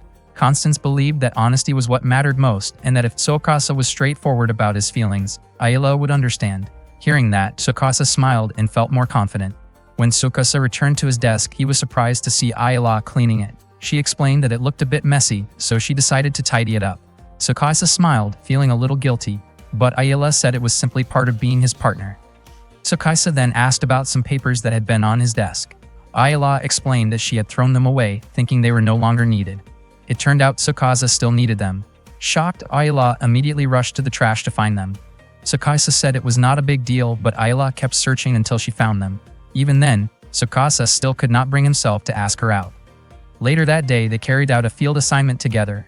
Tsukasa mentioned that the job had gone better than expected. On their way back to the office, he said that he had something important to tell her. Ayala said she also had something important to say. Tsukasa became nervous and curious, wondering what it could be. It turned out Ayala had realized that they were lost and admitted that she had forgotten the way back. She became anxious and asked what they should do. Tsukasa laughed lightly and suggested using navigation. Ayala admitted that she had turned it off because she wanted to appear more capable. Tsukasa reassured her that using navigation would not make her any less impressive. That night, Tsukasa and his coworkers gathered in the restroom. wondering why he still had not asked Ayla out. Yasutaka questioned where Tsukasa's earlier enthusiasm had gone. Zack felt that Yasutaka might be pushing him too hard. However, Yasutaka believed that moments like this should not be missed and reminded Tsukasa that opportunities like this do not come often. He urged him to act. Tsukasa finally approached Ayla, while the others watched from a distance. With Yasutaka silently cheering him on, Tsukasa gathered his courage. He noticed Ayla look pale and asked if something was wrong. Ayla admitted that she felt bad because she thought she had caused trouble for him throughout the day. Tsukasa smiled and told her not to worry about it. He mentioned that her behavior that day felt a little different, like washing his clothes and cleaning his desk. Ayla explained that she just wanted to be useful to him. Tsukasa then told her that he wanted to spend time with her over the weekend, just the two of them. Ayla asked what kind of work they would be doing. Tsukasa clarified that it was not about work, but something personal. He sincerely asked her to go on a date with him. Ayla wondered if agreeing would make her useful to him. Tsukasa replied that if she agreed, it would make him very happy. Nearby, Yasutaka felt relieved, knowing that Tsukasa had finally managed to express his feelings and invite Ayla on a date. Tsukasa initially thought that Ayla would probably turn him down, but to his surprise, she actually agreed to go on a date with him. That made him really happy, since his invitation worked. Yasutaka was also thrilled to see Tsukasa successfully ask Ayla out. The next day, Ayla made tea for Tsukasa while he was working. Out of nowhere, Kazuki pulled Tsukasa aside and asked if it was true that he and Ayla were going on a date. Tsukasa admitted it. Kazuki commented that it felt a bit excessive. Even though she trusted Tsukasa to take care of Ayla, she believed he should not be so relaxed about it. Tsukasa understood what she meant. He realized she had a point. He was still a beginner and needed to put in more effort. Ayla continued her training, while Tsukasa stayed busy finishing his work, even pulling an all-nighter. Yasutaka even invited him out for drinks at one point. That same night, Ayla kept practicing diving under the supervision of Eru and Mikijiro. The following day, Tsukasa kept pushing himself at work. Michiru noticed how busy he was. When lunchtime came, Michiru ate her homemade lunch while Tsukasa only had an energy drink. Michiru scolded him for not taking care of his eating habits. Tsukasa asked her not to worry about him and quickly went back to work. Michiru found it strange how suddenly motivated Tsukasa had become. Zack suggested that if she was worried, she could just make lunch for him, especially since she was good at cooking. He also mentioned that Tsukasa was probably so fired up because of the upcoming date and joked that Tsukasa might stop paying attention to Michiru altogether. That caught Michiru off guard, and she immediately asked Zack to explain what date he was talking about and who Tsukasa was going with. Zack casually revealed that Tsukasa would be going out with Ayla. Michiru had already suspected it, which explained Tsukasa's sudden burst of energy. With an annoyed expression, she said she did not care about it at all, though Zack kept teasing her anyway. That night, Michiru and Eru approached Ayla and asked where she and Tsukasa planned to go on their date. Ayla said the destination was entirely up to her. Michiru criticized Tsukasa for being irresponsible. Eru then asked Ayla what kind of place she wanted to visit, but Ayla did not have any ideas. Michiru had expected that. Eru suggested going to an aquarium or watching a movie at the theater. Zack commented that Eru's suggestions were safe choices. Eru seemed slightly confused by his remark but explained that since it was their first date, there was nothing wrong with keeping things simple. Eru then asked for Michiru's opinion. Michiru said that if it were up to her, a beach would be a nice place for a date. Someone pointed out that the beach might be closed at that time, but Michiru responded that it would actually be better if it was quiet, since Tsukasa and Ayla could spend time alone together. Eru agreed and imagined walking along the beach with a big dog, laughing and playing by the shoreline. Michiru also imagined watching the sunset together, sharing quiet, meaningful moments and holding hands. Zack teased that Michiru was surprisingly romantic. Eru told Ayla to remember that Michiru had a romantic side. Embarrassed, Michiru lightly hit Eru for putting ideas into Ayla's head. Michiru then said that Ayla did not need to follow their suggestions and asked if there was anywhere she personally wanted to go. Ayla started thinking about an amusement park, a place she had once visited with Kazuki. Michiru then asked what Ayla planned to wear. Ayla said she intended to wear her work uniform. Michiru immediately objected and asked if she had any personal clothes. Ayla showed the outfit Tsukasa had bought for her after she accidentally tore it in the store. Eru thought the tear could be covered up with some decorations, but Michiru was not convinced, saying it might look odd. In the end, Michiru offered to fix it herself because she wanted Ayla to look her best for her first date. Later, while in the dorm room with Tsukasa, Ayla told him that their date destination would be the amusement park. Tsukasa asked if she was sure about that choice. Ayla admitted she did not know where else to go, and also explained that she once left Tsukasa there. something that had made her feel guilty ever since. Because of that, she wanted to go there again with him. Tsukasa agreed with her choice. That night, Tsukasa opened Ayala's diary and saw a note saying that Kazuki had once invited Ayala to the amusement park again, shortly before Kazuki eventually decided to stop being Ayala's partner. The next day, Tsukasa woke up from his sleep feeling both hot and cold at the same time. He was momentarily stunned when he saw Ayala wearing a different outfit than usual, and he thought it suited her really well. That day, they went to an amusement park together. Ayala immediately walked toward a bench where she used to sit with Kazuki in the past. She enjoyed watching people happily riding the attractions. Tsukasa wondered if that bench was her favorite spot, remembering from her diary that Kazuki often took her to the amusement park when they were still partners. Ayala explained that she used to sit there until sunset, observing the different smiles on everyone's faces. She felt that it helped her release her worries and brought her a sense of warmth from those smiles. When Tsukasa asked whether Kazuki always stayed with her, Ayala shared that he would usually fall asleep beside her. Tsukasa then asked when the last time she visited the park was. Ayala said it had been 3 years ago, when Kazuki told her he no longer wanted to be her partner because she caused him too much trouble. According to Ayala, that visit was overwhelming, as both happy and sad feelings filled her mind all at once. Tsukasa asked what she liked most about the amusement park, whether it was the roller coaster or the Ferris wheel. Surprisingly, Ayala admitted that she had never ridden either of them. Tsukasa then invited her to try them together, saying there were so many fun experiences waiting for them there. They went on several rides, from swinging attractions to spinning ones, and even a haunted house. After that, they took pictures and shared some creeps. Tsukasa tried to buy her another keychain, but Ayala showed him the one he had given her before. Tsukasa was unsure whether what he was doing was right or perhaps a bit selfish, but deep down, he just wanted Ayala to feel happy in every moment she had. Later, they rode the Ferris wheel. Ayala was amazed as she looked down and saw the spot where she used to sit, now appearing so small from above. Tsukasa mentioned that it was the place where they first met. Ayala never expected that she would get to ride the Ferris wheel with him. Tsukasa felt relieved and grateful, believing that Ayala was truly enjoying herself. Suddenly, Ayala was startled when Tsukasa collapsed into her arms. She felt flustered as his body went limp and he lost consciousness. Not knowing what to do, she was overwhelmed with concern. That night, Tsukasa woke up and found himself lying in bed with Ayala by his side. When he asked what had happened, Ayala explained that they were on the Ferris wheel when he suddenly fainted. Tsukasa could not remember any of it and apologized for causing trouble. Ayala did not want him to think that way and believed he was simply exhausted. She suggested that they should go to the hospital the next day, then quickly went to get him some water. At the same time, Michiru stood outside Tsukasa's room, bringing a bowl of porridge. She had practiced what she wanted to say before coming, preparing herself to knock on the door. However, she hesitated, thinking that Tsukasa already had Ayala by his side and decided not to go in. Tsukasa later shared that he often fainted during important moments.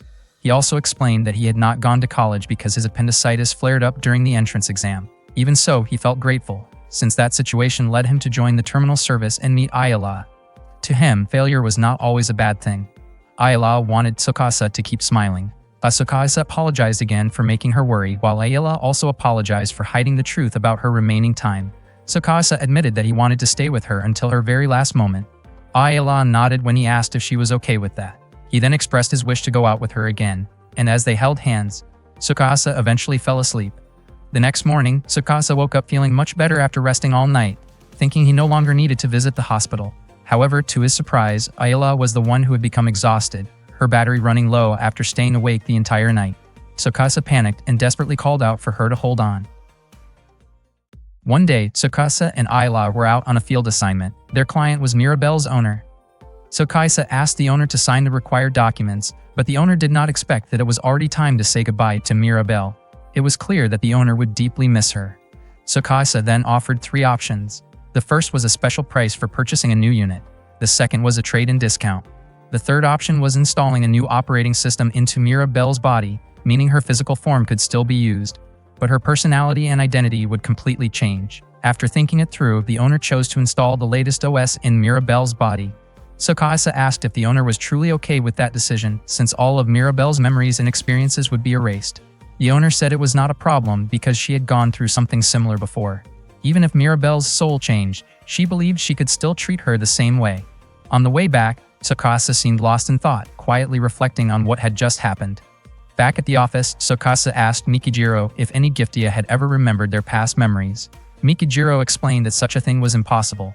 Tsukasa then asked Ren, Constance, Sherry, Zack, and Michiru, but they all gave the same answer: it could not happen. Michiru added that what Giftia experienced was not the same as memory loss. Their stored data was completely replaced with new components, meaning they essentially became entirely different individuals. Tsukasa wondered if that meant people could only accept things as they were when a Giftia reached their limit. Michiru responded that giving false hope would actually be more cruel. She understood how Tsukasa felt since she had thought the same way when she first started working at the terminal service. She advised him to learn to accept it in his heart because there was no other way. Later that afternoon, Kazuki informed Tsukasa and Ayla that a marksman from Terminal Service 3 would be arriving the next day. She had heard that the retrieval target had run away with their owner and might be hiding somewhere nearby. Kazuki asked them to assist with the case. Tsukasa agreed, and Ayla even suggested that she could handle the task on her own. Not long after, a marksman from Terminal Service 3 approached them. She introduced herself in a friendly manner as Andy. Tsukasa asked about her partner, and Andy explained that her partner did not come along, since marksmen were usually dispatched alone. Tsukasa admitted that he had never encountered a case like the one Andy was handling. According to Andy, sending 2 people would not be efficient, especially since she was often assisted by staff from the local branch. Tsukasa quietly thought that if Ayla were ever assigned to another area, he would definitely go with her. Suddenly, Ayla stated that she would be perfectly capable of handling things on her own. Tsukasa felt a bit uneasy hearing that and clarified that she had misunderstood him. Andy then commented that Tsukasa and Ayla made quite an unusual duo. A moment later, Eru arrived. She looked shocked and immediately called Andy by the name Olivia, thinking she was her childhood friend. Eru rushed over and hugged Andy tightly in excitement. Andy felt uncomfortable and quickly pushed her away. She was surprised that someone who reminded her of Olivia could react so differently. In the past, Olivia would panic and beg her to stop whenever things got too intense. Even so, Eru seemed oddly amused by Andy's rough response. Tsukasa asked if Eru and Andy knew each other. Eru explained that the person she called Olivia had been her childhood best friend. Andy, however, found that strange since she had just met Eru for the first time. Hearing that, Eru was taken aback. She apologized, realizing she must have mistaken Andy for someone else because of how similar they looked. After apologizing again, Eru quietly left. Meanwhile, Eru looked visibly saddened as she realized that Olivia's memories were truly gone. That night, Tsukasa, Ayla, and Andy chased after a runaway Giftia and the owner. During the pursuit, Ayla tripped, forcing Tsukasa to stop and help her. Not long after, Andy managed to intercept the Giftia and the owner, asking them to stop running. The Giftia's name was Derek. He gently let go of his owner's hand and asked him to sign the documents that Andy had prepared. Derek's owner begged Andy to let them go, but she refused. The owner did not want to be separated from Derek and pleaded for more time, insisting that Derek still had a week left. However, Andy could not grant that request. She remained firm and carried out her duty to erase Derek's memories. The owner broke down in overwhelming grief, and although Tsukasa felt deeply sympathetic, he could not interfere as it was part of Andy's responsibility. After finishing their assignment, Andy, Tsukasa, and Ayla headed back right away. Andy felt really helped by both of them. Noticing that Tsukasa and Ayla had gone quiet, she asked if something she did was wrong. Tsukasa then questioned whether separating people like that was really the right approach, since it could lead to constant friction between Andy and the Giftia owners. Andy admitted that she was already used to it, since her job involved removing people's memories. When they arrived back at the office, Tsukasa told Yasutaka about what had happened. According to Yasutaka, Andy was not at fault at all because she had followed terminal service procedures. Instead, the method used by Terminal Service 01 was the one being questioned. 3 years earlier, Kazuki had proposed a method that allowed emotional space for both Giftia owners and the Giftia themselves. However, that approach caused Takao to get reprimanded by his superiors due to the increased costs. After that, Tsukasa stepped outside and saw that Ayla had been waiting for him the whole time. He told her that he had just been discussing the earlier incident with Yasutaka. Ayla suddenly mentioned that she could have joined the discussion too. Hearing that, Tsukasa smiled and said that next time he would include her. The next day, Tsukasa and Ayla had breakfast together in the cafeteria. Tsukasa asked whether Eru had called Andy earlier. It turned out that Eru had contacted Andy to apologize for what happened before. She also mentioned that she and Andy had started getting along well. When Tsukasa asked where Eru had met Andy in the past, she explained that Andy used to be her neighbor back when her name was Olivia. Eru then showed photos of her time with Olivia. Tsukasa recognized that it was indeed Andy, though she looked different. Olivia had been retrieved several years ago and her operating system had been replaced. She had been recycled into Andy as a cost-saving measure. Andy no longer had Olivia's memories. Eru never expected to meet Olivia again. and seeing Andy, who had the same face, stirred up deep emotions within her. That night, Tsukasa kept thinking about how Andy no longer had Olivia's memories. He realized that Eru had already come to terms with it, and he wondered if situations like that were actually common. The following day, the Terminal Service 01 office received sweets from the manager of Terminal Service 03. Takao mentioned that Andy from Terminal Service 03 worked very efficiently and could complete tasks in no time. Hearing that, Michiru felt offended and said that it sounded like Takao was implying that the people in Terminal Service 01 were incompetent. Takao simply smiled and said that was not his intention. Suddenly, Eru showed up looking for Tsukasa and asked for his help. She explained that she had told Andy about a festival near her home, but Andy insisted on going there with her that very night. Eru asked Tsukasa to come along. Tsukasa found it a bit strange and wondered why Eru and Andy would not just go together.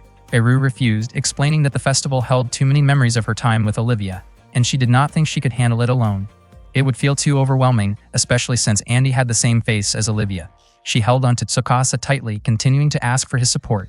Meanwhile, Michiru seemed annoyed and curious about what Eru and Tsukasa had been talking about. She asked Ayala, but Ayala had no idea either. To Ayala, it seemed like something serious.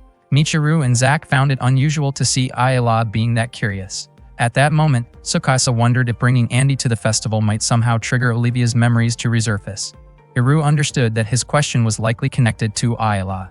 She believed that no matter what the answer was, Tsukasa would not accept it without seeing it for himself, so she invited him to come along and find out together at the festival that night. Later, Tsukasa informed Ayala that he would be going to the festival with Eru and Andy. Ayala said that she wanted to come along too, but Tsukasa gently told her not to push herself. Even so, Ayala insisted on going, and Tsukasa eventually agreed. He also mentioned that there would be a fireworks show at the end of the festival. Ayala admitted that she had never seen fireworks before. Tsukasa felt sure that she would be amazed by how lively and exciting the atmosphere would be. Ayala then asked if she needed earplugs or if she should cover her ears with her hands. Tsukasa reassured her that fireworks were not that loud. Tsukasa, Eru, and Ayala went to a festival together where they ran into Andy. Andy felt genuinely happy to be out enjoying the event with friends, and she considered herself lucky to have Eru in her life. Tsukasa kept taking pictures of Eru and Andy at various food stalls, which made Ayala feel a bit left out as he stayed close to the two of them. Eru later invited Andy to look for drinks. Tsukasa showed Ayala the photos he had taken of Eru and Andy, but Ayala responded with a slight pout. When Tsukasa offered to take pictures of her as well, she declined. He began to sense that Ayala might not be in the best mood. Not long after, Eru and Andy returned, excitedly showing off the drinks they had bought. It turned out to be jellyfish juice, a unique specialty of the festival. Tsukasa could not imagine what it might taste like, but Andy tried it and described the flavor as unusual yet enjoyable. After that, Andy and Eru continued exploring other parts of the festival. Tsukasa then invited Ayala to walk with him and suggested they hold hands so they would not get separated. Ayala responded that she was no longer a child and felt confident she would not lose track of him. A little while later, Andy called out to Tsukasa and he immediately went over to her. Ayala followed behind, her gaze fixed on his hand as if she wanted to reach for it. Suddenly, she accidentally bumped into a mascot, and in that brief moment, Tsukasa disappeared from her sight. Ayala quickly grew anxious as she realized she had been separated from the others. Meanwhile, Andy was having fun playing a shooting game, though she had not managed to win a prize yet. Tsukasa commented to Eru that Andy seemed to be having a great time. Eru then asked whether Tsukasa thought Andy's memories might return, considering they had already spent quite a while enjoying the festival. Eru believed Tsukasa already understood the reality of the situation. He mentioned that he might not return to the same festival next year.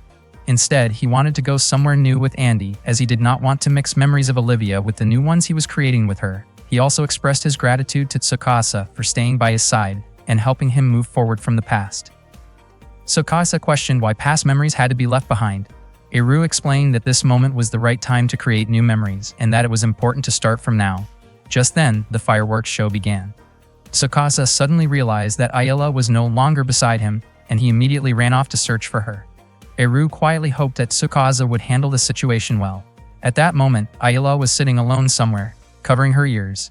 Tsukasa searched all across the festival grounds, scanning the crowd, but he could not find her at first. He kept looking until he finally spotted Ayala sitting by herself. Tsukasa gently pulled her hands away from her ears and apologized for unintentionally leaving her behind. Ayala smiled and told him it was not a big deal, as what mattered most was that they were together again. She looked at him but suddenly flinched at the sound of fireworks exploding in the sky. Tsukasa commented on how loud the fireworks were, then held Ayla's hand tightly to help calm her down. Ayla then asked whether Andy's memories would ever return. Tsukasa felt confused by the sudden question. Ayla assumed that Tsukasa must be hurting because he kept thinking about her limited time. Tears filled her eyes as she said that maybe she should not continue being his partner anymore. Tsukasa pulled her into a firm embrace and admitted that what he was feeling was incredibly painful, almost overwhelming, yet he still wanted to stay by Ayla's side as her partner for as long as possible. Ayla questioned why he would go that far. Tsukasa finally revealed that it was because he had fallen in love with her. At the same time, Eru and Andy watched from a distance with excitement. Ayla's face turned red upon hearing Tsukasa's confession. Feeling nervous, she said that she could not accept his feelings. Tsukasa was left stunned by her response, while Eru and Andy could not help but feel disappointed that Ayla had said that. That day, Tsukasa looked completely shaken after Ayla turned down his confession the night before. The others had already heard about it from Eru. Takao and Ryan thought it would be best to leave him alone for a while, but Yasutaka approached Tsukasa and tried to get a reaction by playfully messing with Eru's hair in front of Ayla. Ayla did not respond at all. Yasutaka even went as far as showing an adult magazine to Tsukasa, yet he still showed no reaction. At that point, Yasutaka became convinced that Tsukasa was in serious shock. Sherry scolded Yasutaka for joking around in such a situation. Yasutaka explained that he was only trying to cheer Tsukasa up. Suddenly, Michiru showed up and questioned whether it was true that Tsukasa had confessed to Ayla. Takao and Rain quickly stopped her from saying anything more, since Tsukasa was clearly not in a stable state. Michiru then called Ayla aside to talk privately. She asked if Ayla was really okay and whether Tsukasa had confessed and been rejected. Ayla looked visibly nervous, unsure of what to do. The night before, Tsukasa had suddenly confessed, which caught her completely off guard and left her panicked and confused. Ayla explained that her mind had been overwhelmed with so many thoughts in that moment, and without thinking, she ended up saying that she could not accept his feelings. Since then, Tsukasa had gone completely silent and did not respond to anything she said. Zack mentioned that Tsukasa would probably react the same way even if someone else tried talking to him.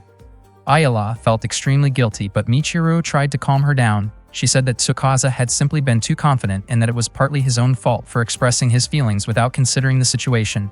Ayla then shared that she had gotten separated from Tsukasa during the festival. Michiru commented that Tsukasa was not exactly reliable when it came to accompanying a girl. Ayla added that Tsukasa had searched for her and eventually found her again. Michiru pointed out that anyone could have done that. Ayla continued, explaining how they held hands when the fireworks started. She also mentioned that they talked briefly and even shared a hug, and that was when Tsukasa confessed his feelings. Michiru was surprised to hear that, but she remarked that Tsukasa was not exactly romantic, so it made sense that Ayla turned him down. Zack found it odd that Michiru said that, especially since her face turned red while listening to Ayla's story. Ayla began to worry that she had hurt Tsukasa deeply. She did not know what she should do and asked Michiru what she would do if she were in the same situation. Michiru was caught off guard by the question. Zack chimed in, saying that Michiru was not the best person to ask since no one had ever confessed to her. Annoyed, Michiru told Zack to stop commenting. Michiru then asked whether Ayla could still act normally around Tsukasa, and Ayla shook her head. Michiru concluded that both of them probably needed some space for a while. She suggested that Ayla and Tsukasa temporarily live separately so Ayla could have time to think things through. Unfortunately, Michiru had not yet figured out exactly how to make that happen. Later that day, Kazuki and Constance went out to carry out a mission. Kazuki reminded him to be extra careful because the Giftia owner they were about to meet had a history of violent behavior. Constance then asked if Kazuki had heard about Tsukasa confessing to Ayla. Kazuki was surprised and immediately asked when it happened and what Tsukasa had said. Constance clarified that Tsukasa had only confessed, not proposed. Kazuki became concerned about how far their relationship had progressed. When Constance revealed that Tsukasa had been rejected, Kazuki was even more shocked. Even Constance had not expected Tsukasa to be turned down.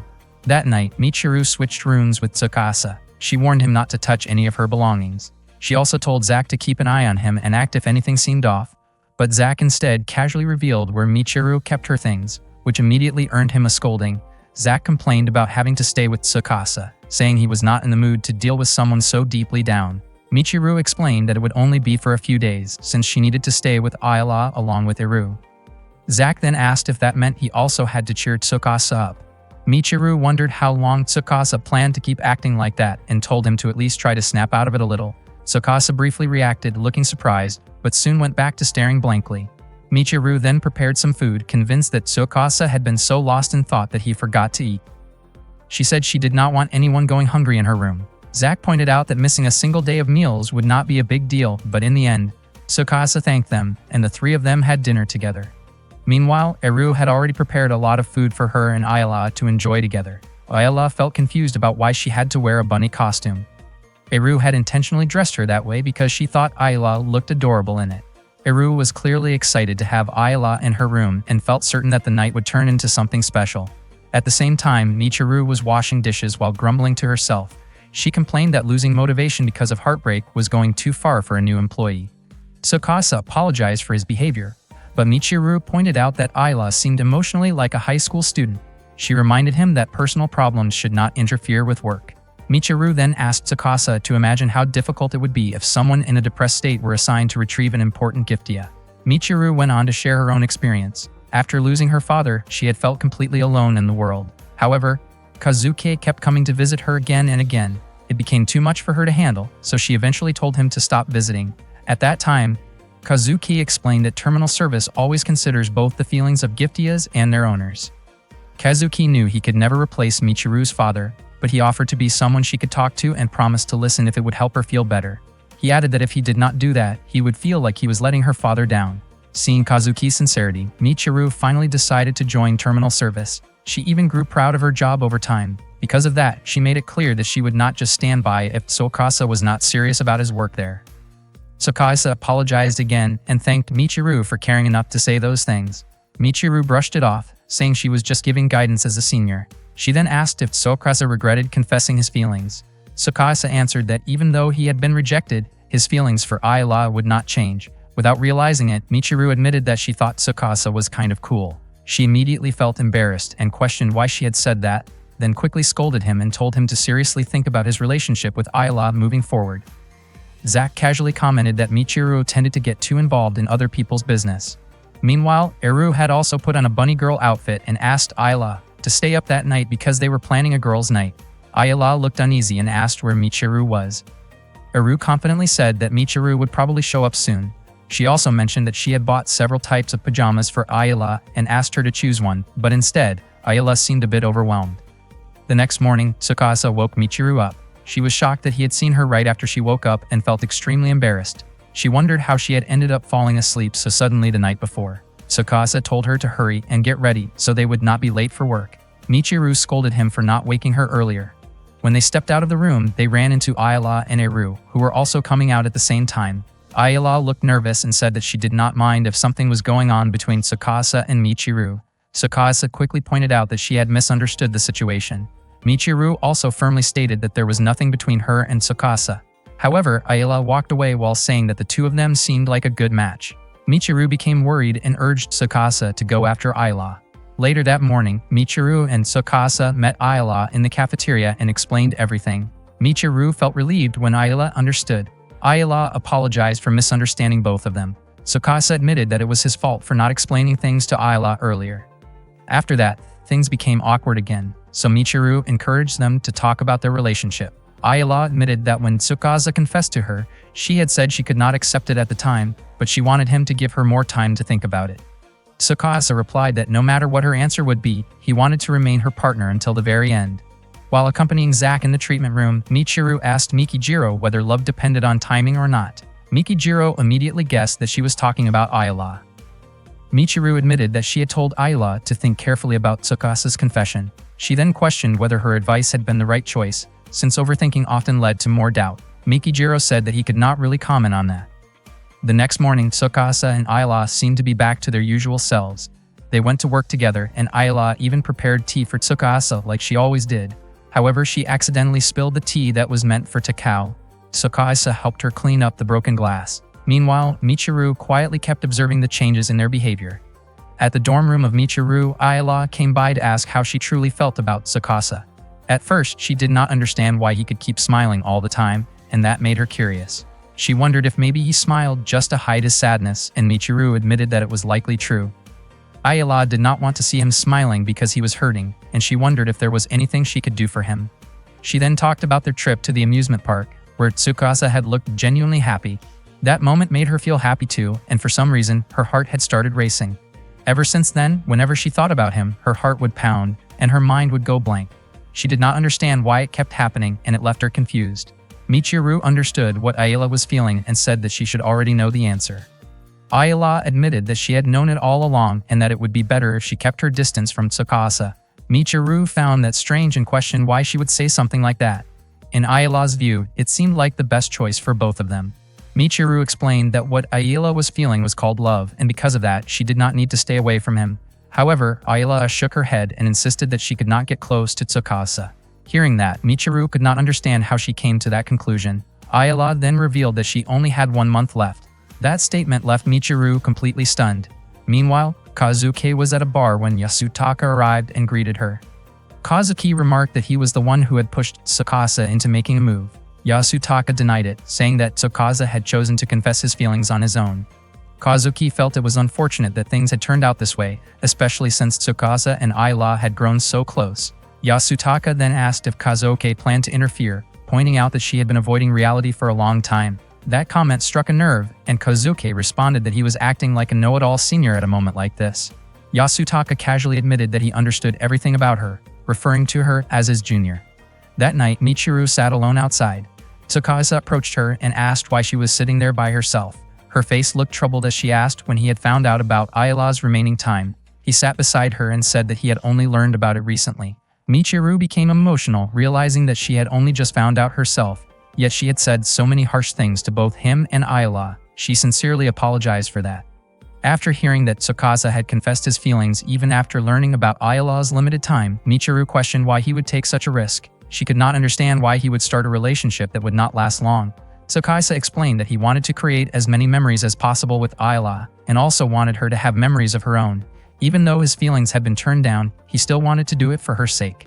Michiru commented that he was only setting himself up to get hurt. She could not understand why he would go through with it, knowing how it would end.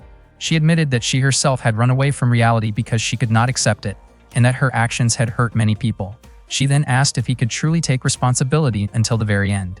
Tsukasa answered that he would remain Ayla's partner until the end. Hearing that, Michiru raised her voice in frustration. She said she disliked people who acted without experience and believed that Tsukasa was unreliable when it came to love. Even so, she decided that she would fully support his feelings. Later, Tsukasa noticed someone entering the dorm room. Thinking it was Ayla, he quickly went inside, but it turned out to be Kazuki. She had come on purpose because she wanted to talk to him. Not long after, Ayla arrived at the room as well, having been called by Kazuki. Kazuki then announced that starting that day, Tsukasa and Ayla would no longer be partners. Both of them were shocked to hear it. She firmly stated that their team was officially disbanded. That night, Kazuki told Tsukasa and Ayla that their team was being disbanded. Tsukasa was confused and asked why Kazuki would make that decision. Kazuki explained that romantic relationships in the workplace were not allowed. Tsukasa had never heard of such a rule before. Kazuki then said he would take over as Ayla's partner, and starting the next day, Tsukasa would be teamed up with Constance. Ayla accepted the decision without hesitation. After that, Ayla followed Kazuki to his dorm room. Kazuki seemed unsure about what to do after making that decision. He knocked on the door and tried to talk to Constance, but Ayla found a letter instead. It turned out that Constance had gone fishing with Takao and would not be coming back that night. Kazuki immediately suspected it was a lie, since as far as he knew, Constance did not have any interest in fishing. He started to think that Constance might have already known he would bring Ayla to his room. Not knowing what else to do, Kazuki decided to drink. The next morning, Kazuki woke up and was greeted by Ayla. He was startled when he saw her face. Ayla asked if he really did not remember anything, then told him to check the photos on his terminal. Apparently, a lot had happened the night before while he was drunk. Ayla pointed out that Kazuki was still weak when it came to alcohol. Kazuki looked embarrassed as he realized how he had acted. Later, Kazuki and Ayla headed to the office together. Kazuki asked how Ayla felt about her relationship with Tsukasa going forward. Ayla said that separating seemed like the best choice for both of them. Meanwhile, Michiru told Takao and the others that Kazuki had disbanded Tsukasa and Ayla's team because of a rule banning workplace relationships. Sherry and Ryan admitted they had never heard of such a rule before. Michiru mentioned a rumor that Kazuki might have been involved in a workplace relationship in the past, though she was not sure if it was true.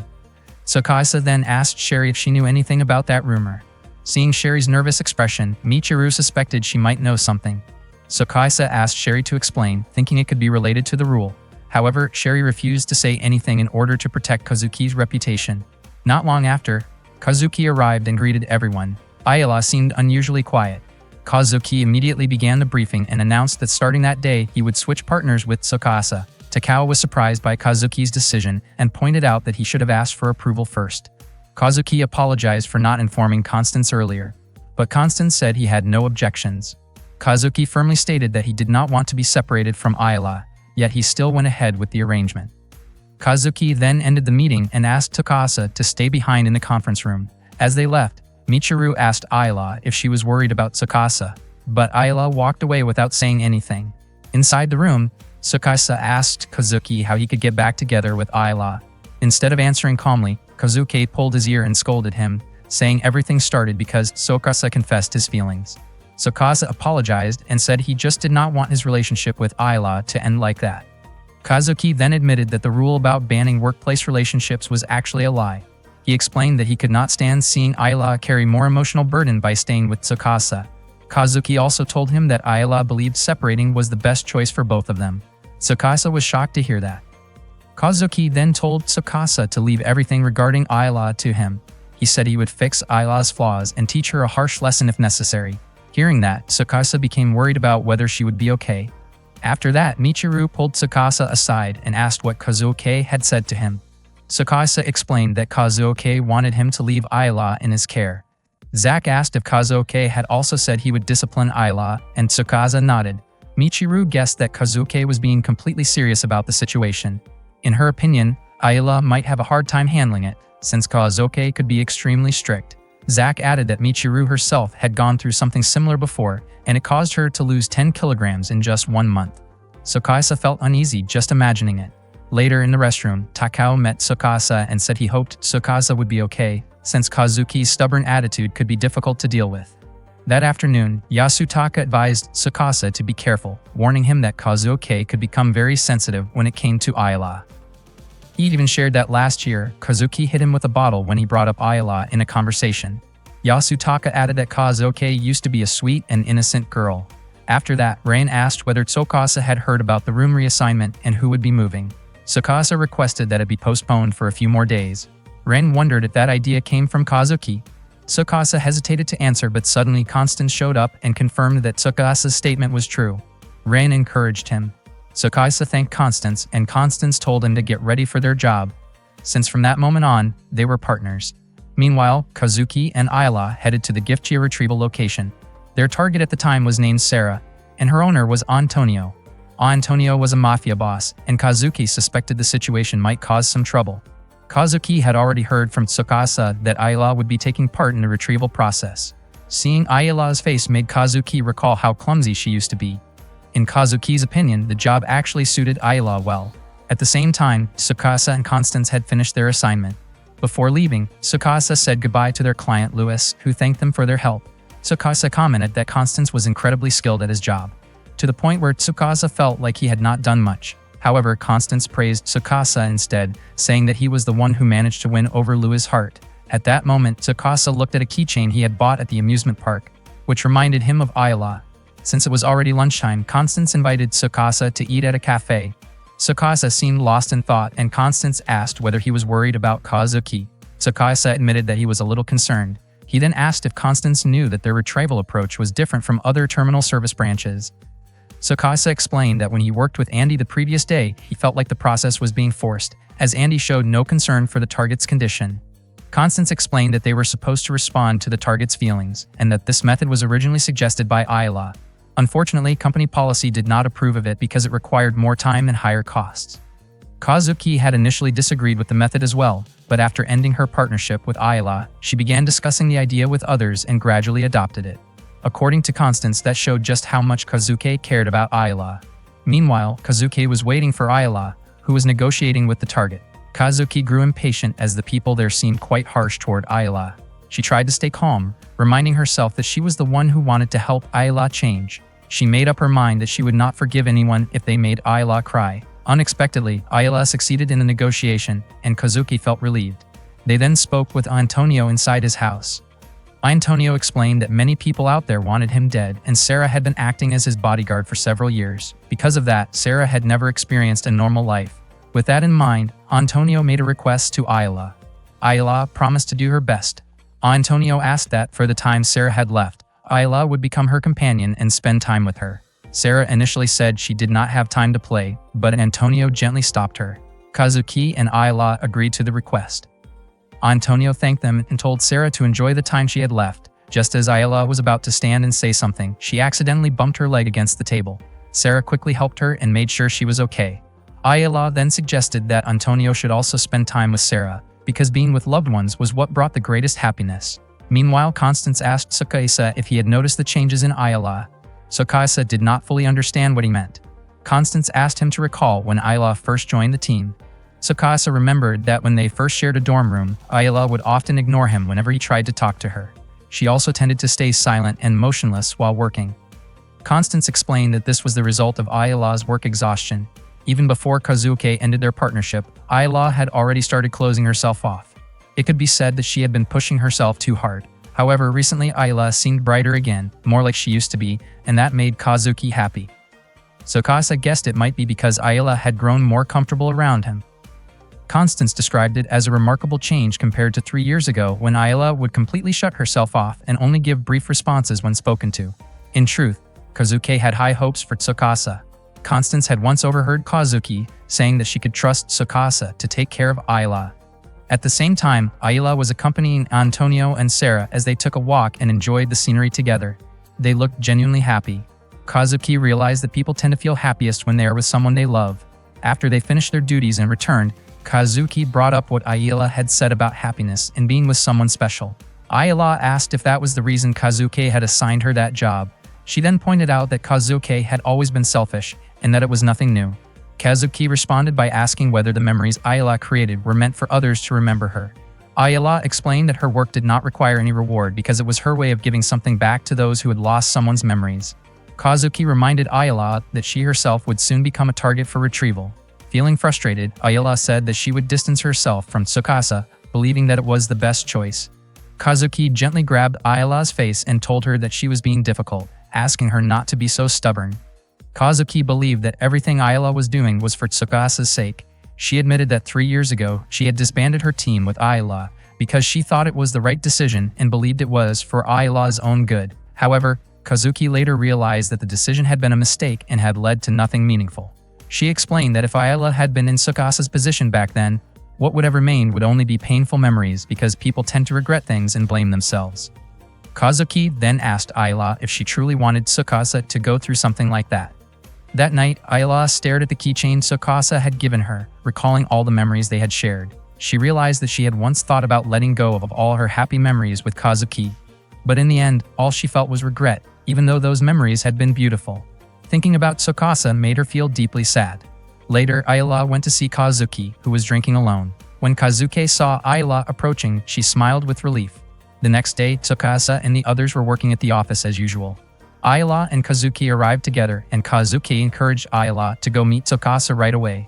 At that moment, Ayla looked nervous and shy. Michiru was surprised to see her. Ayla then gathered her courage and walked toward Tsukasa's desk. With a trembling voice, she said that she had something important to tell him right then. Tsukasa agreed to listen. Nervously, Ayla explained that when Tsukasa had confessed his feelings to her, she had considered stopping herself from creating any more memories with him. She believed that since they would eventually be separated, continuing to build memories would only make the parting more painful, especially for Tsukasa, who would be left behind and hurt the most. Because of that, Ayla had decided to distance herself from him for his own sake. Even so, she could not stop imagining how Tsukasa would remember her in the future. Tears began to fall as Ayla imagined Tsukasa feeling lost, lonely, and heartbroken because of her. She feared that he might lose all those precious memories, and she could not bear the thought of that happening. Unable to hold back her tears, Ayla began to cry, and their friends could feel her sadness as well. Ayla then said that she wanted to create even more memories with Tsukasa. She wanted him to remember that she had once been by his side. Holding Tsukasa's hand tightly, she said that she wanted to stay with him and continue making memories until the very end. She wanted to always be with him. Tsukasa responded by saying that he would always stay by Ayla's side. In that moment, Ayla expressed that she truly loved him. One morning, Ayla looked especially happy as she sat in her dorm room. reading her diary. While waiting for her tea, she continued writing in it, noting how happy she felt to be in a relationship with someone she truly loved. After that, she climbed onto the bed to wake Tsukasa, who was still fast asleep. Ayala quietly admired his sleeping face for a moment before gently calling his name and waking him up. Tsukasa slowly opened his eyes and greeted her, but he was immediately startled and pulled the blanket over his face. Ayala then realized that her outfit was slightly open around the chest area. Feeling embarrassed, she quickly turned to leave, but ended up tripping on the stairs. Tsukasa rushed to check on her, making sure she was okay. Ayala, still flustered, tried to cover herself as best as she could. Later that morning, they had breakfast together. With a shy expression, Tsukasa invited Ayala to have dinner with him that evening. Ayala agreed, saying she would be happy to go if it made him happy. Tsukasa thanked her sincerely. Ayala then offered to pour some tea, but accidentally dropped the cup when her fingers brushed against Tsukasa's. Tsukasa quickly grabbed a cloth to clean up the spilled tea. Afterward, they headed to the office together. Ayala mentioned that Tsukasa's favorite marjoram tea had run out, so Tsukasa suggested they go shopping after work. As they walked, Tsukasa slowly reached out and held Ayala's hand. However, Michiru, Eru, and Zack suddenly appeared and startled them. Both Tsukasa and Ayala looked embarrassed, especially as the others teased them about holding hands. Eru was surprised that she had missed Ayala's heartfelt confession and asked her to repeat what she had said when expressing her feelings to Tsukasa. Ayala looked annoyed and Michiru stepped in, telling Eru to stop because it was making Ayala uncomfortable. According to Michiru, confessing love during work hours was not something to praise. Zack then joked that Michiru had said the night before that she wished she could have such a romantic confession too. Hearing that, Michiru quickly denied it and scolded Zack. Eru cheerfully added that one day, a charming prince would surely come for Michiru, though Michiru brushed it off as teasing. At the office, Yasutaka casually asked Tsukasa and Ayala whether they had slept well the night before or if they had trouble sleeping. Ayala didn't quite understand what he meant, while Tsukasa turned red with embarrassment and clarified that he and Ayala had not even kissed yet. Yasutaka jokingly suggested otherwise, which prompted Tsukasa to firmly tell him to stop making assumptions. Ayala felt very embarrassed by the conversation. Sherry commented that Yasutaka's joke had gone too far. Yasutaka, however, insisted that there was nothing wrong with teasing them since they were officially a couple now. Sherry advised Tsukasa and Ayala to ignore Yasutaka's nonsense. Yasutaka playfully remarked that Sherry was as sharp-tongued as ever, but still his favorite partner. He then gave Tsukasa some advice, saying that one of the most important things in a relationship was to give surprises regularly. According to him, women appreciate romantic surprises and enjoy being treated like princesses. Tsukasa carefully noted everything Yasutaka said, though Sherry once again told him not to take it seriously. Yasutaka added that despite what Sherry said, she would probably enjoy a surprise too. Sherry then asked Ayala how someone could come to like their own partner. Ayala seemed a bit nervous hearing that question. Yasutaka joked that Sherry's words made it sound like she didn't like him at all. Sherry replied that Yasutaka was the kind of partner who wandered off during work hours, so it was only natural she felt that way. Yasutaka laughed and explained that he had been out on a date with Shoko at the time. Sherry was surprised that Yasutaka always managed to be punctual for his dates, and she dragged him away for a private talk. Before leaving, Yasutaka wished Tsukasa and Ayala a lasting relationship. Tsukasa and Ayala were still thinking about the idea of surprises when Kazuki suddenly appeared and asked what they were talking about. Startled, they quickly greeted her. Kazuki responded while firmly squeezing Tsukasa's shoulder before walking away. Constance later remarked that Kazuki was probably just a little jealous and told Tsukasa not to take it too seriously. As usual, Ayala prepared tea for Takao and Ren. When she noticed Ren's lunchbox, she asked if the meal prepared by his wife made him happy. Ren admitted that it did, as his wife always ensured the meals were nutritionally balanced. Takao commented half-jokingly that he felt envious since his own wife had not made him a lunchbox in 10 years. He then asked Ayala whether she would like to make one for Tsukasa. Ayala blushed and admitted that she had never made a lunchbox before. Kazuki suggested that she could ask Michiru for help, since Michiru was skilled at cooking. Hearing that, Ayala softly referred to the idea as a potential surprise. Meanwhile, Tsukasa asked Constance and Zack what kind of surprise girls usually like. Constance suggested giving a bouquet of flowers, but Tsukasa had already tried that before and it did not go well. Zack jokingly suggested sneaking up and tapping someone behind the knee, though Tsukasa pointed out that it sounded more like teasing than an actual surprise. Constance then recommended having dinner at a fancy restaurant, but Tsukasa felt that Ayala was not particularly interested in food like that. Zack brought up the idea of making a funny face, since Ayala was really good at it. Tsukasa clarified that he wanted a surprise that would genuinely make a girl happy. When he asked if Ayala was really that good at making funny faces, Zach said she could make her expression look completely distorted in a comedic way. Curious, Tsukasa even tried making one himself in front of Zach and Constance. Later that afternoon, Ayala invited Michiru to talk about Tsukasa. As it turned out, Michiru also had something she wanted to ask Ayala. After making sure no one else was around, she asked how Ayala felt after officially starting a relationship with Tsukasa. Ayala did not quite understand the question at first. Michiru clarified that she meant what changes Ayala felt before and after dating him. Michiru wondered if they had already shared a kiss, though she thought that might be a bit too soon. Since Tsukasa and Ayala had been living together for quite some time, Michiru could not help but wonder how close they had become. Unexpectedly, Ayala explained that ever since she and Tsukasa started dating, it had actually become harder for them to talk like they used to. Michiru seemed to understand how she felt. Ayala then asked Michiru to teach her how to cook. Realizing that Ayala wanted to prepare a meal for Tsukasa to make him happy, and hopefully help them reconnect, Michiru lightly tapped Ayala's forehead and commented that she was incredibly innocent. She promised to teach Ayala how to cook, which made Ayala smile with relief and excitement. When Michiru asked what dish Ayala wanted to make, Ayala admitted she did not even know Tsukasa's favorite food. She felt disappointed in herself for not knowing something so simple. After that, Michiru and Ayala approached Tsukasa. Michiru encouraged Ayala to ask him directly, but Ayala became too shy to speak up. Tsukasa, confused, wondered what Ayala wanted to ask. Michiru stepped in and explained that Ayala wanted to cook something for him, and she asked Tsukasa to share what kind of food he liked. Hearing this, Tsukasa suddenly remembered Yasutaka's advice about giving surprises to improve a romantic relationship. He began to suspect that Ayala might be planning a surprise for him.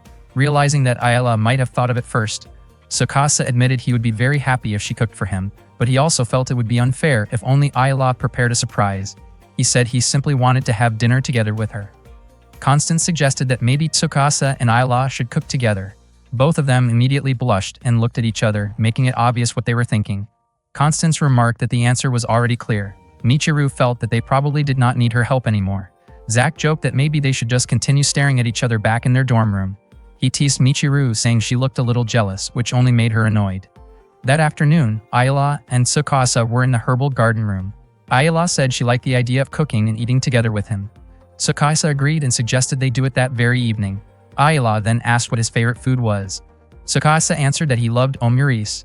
Ayala teased him, saying his taste was a bit childish. The next day, Kazuki and Tsukasa met with Sarah, and Ayala introduced Tsukasa as her official partner. Even so, Tsukasa was still thinking about the surprise he wanted to prepare for Ayala. He noticed Ayala chatting with Antonio nearby. Not long after, Sarah approached him and asked if something was on his mind. Tsukasa then asked what kind of surprise would be good for someone special. Sarah quickly guessed that he wanted to surprise Ayala, which made him a little embarrassed. Smiling gently, Sarah said that simply being with the person you love is already the greatest happiness. She mentioned that Ayala herself had once taught her that lesson, and it seemed like that was the answer Tsukasa had been searching for. Sarah also commented that many guys can be a bit slow when it comes to understanding feelings like that. Back at the office, Tsukasa and Ayala talked as usual, but this time the atmosphere felt warmer and more romantic. Rain reminded them not to forget that he was still in the room, which made Tsukasa smile awkwardly. That afternoon, Tsukasa and Ayala walked together. They stopped by a herbal shop to pick out ingredients for tea, then went to a clothing store to buy pajamas. Ayala asked him to choose a pair for her. They also bought matching t-shirts, and after finishing their shopping, they headed home. On the way back, Ayala asked if he was hungry. Tsukasa admitted that he was, but he felt that food always tasted better when someone was truly hungry. He then shared what had been on his mind. Even though they were already dating, he felt like he had not done anything truly special for her yet. He had been thinking about ways to make her happy, but he was still unsure and could not decide. Ayala gently held his hand and told him that she wanted things to stay just the way they were. Living their days together as usual already felt special to her. Just being with him made her heart race so fast it felt overwhelming in a good way. They held hands and looked at each other with deep emotion. Around them, the lights of the amusement park sparkled beautifully in the night. Ayala wondered if the people behind those glowing lights were living their lives as usual, and whether she was one of them too. Tsukasa said that even just seeing a view like that already felt special. When they arrived back at the dorm, they cooked together. Tsukasa smiled as he watched Ayala struggle to crack an egg properly. Even though they had some trouble making omurice, the moment felt warm and special. Eventually, they finished cooking. The shape of the dish was not perfect, but it felt meaningful because it was the first meal they had made together. Tsukasa handed her the ketchup and Ayala tried to draw a heart on the omurice. Feeling shy, she quickly scribbled over it. He told her that it had already looked good. Embarrassed, she passed the ketchup back to him. Tsukasa then drew a big heart on his own plate. After that, they ate together. He took the first bite and Ayla watched him curiously, waiting for his reaction. Tsukasa said that the omurice tasted really good. Hearing that made her happy, and when she tried it herself, she realized it really was delicious. That night, Ayla went back to writing in her diary. Tsukasa became curious about what she was writing, and she asked him not to laugh before letting him read it. She had written that she spent the day with the person she loved. He smiled as he read it.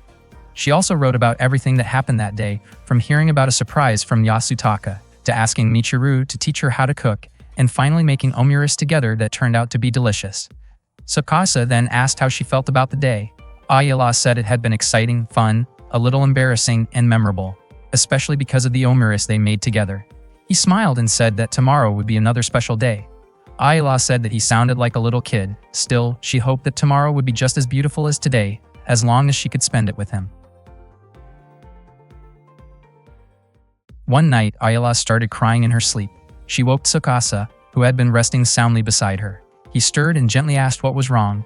Through tears, she said that she did not want to be alone. Without hesitation, she moved closer and held onto him tightly, as if trying to make sure he would not go anywhere. She was afraid of being left behind.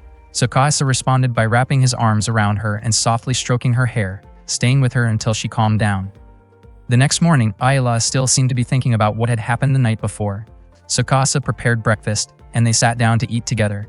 He asked if his cooking had improved, and Ayla admitted that all his hard work seemed to be paying off. Tsukasa said that with enough effort, anything was possible.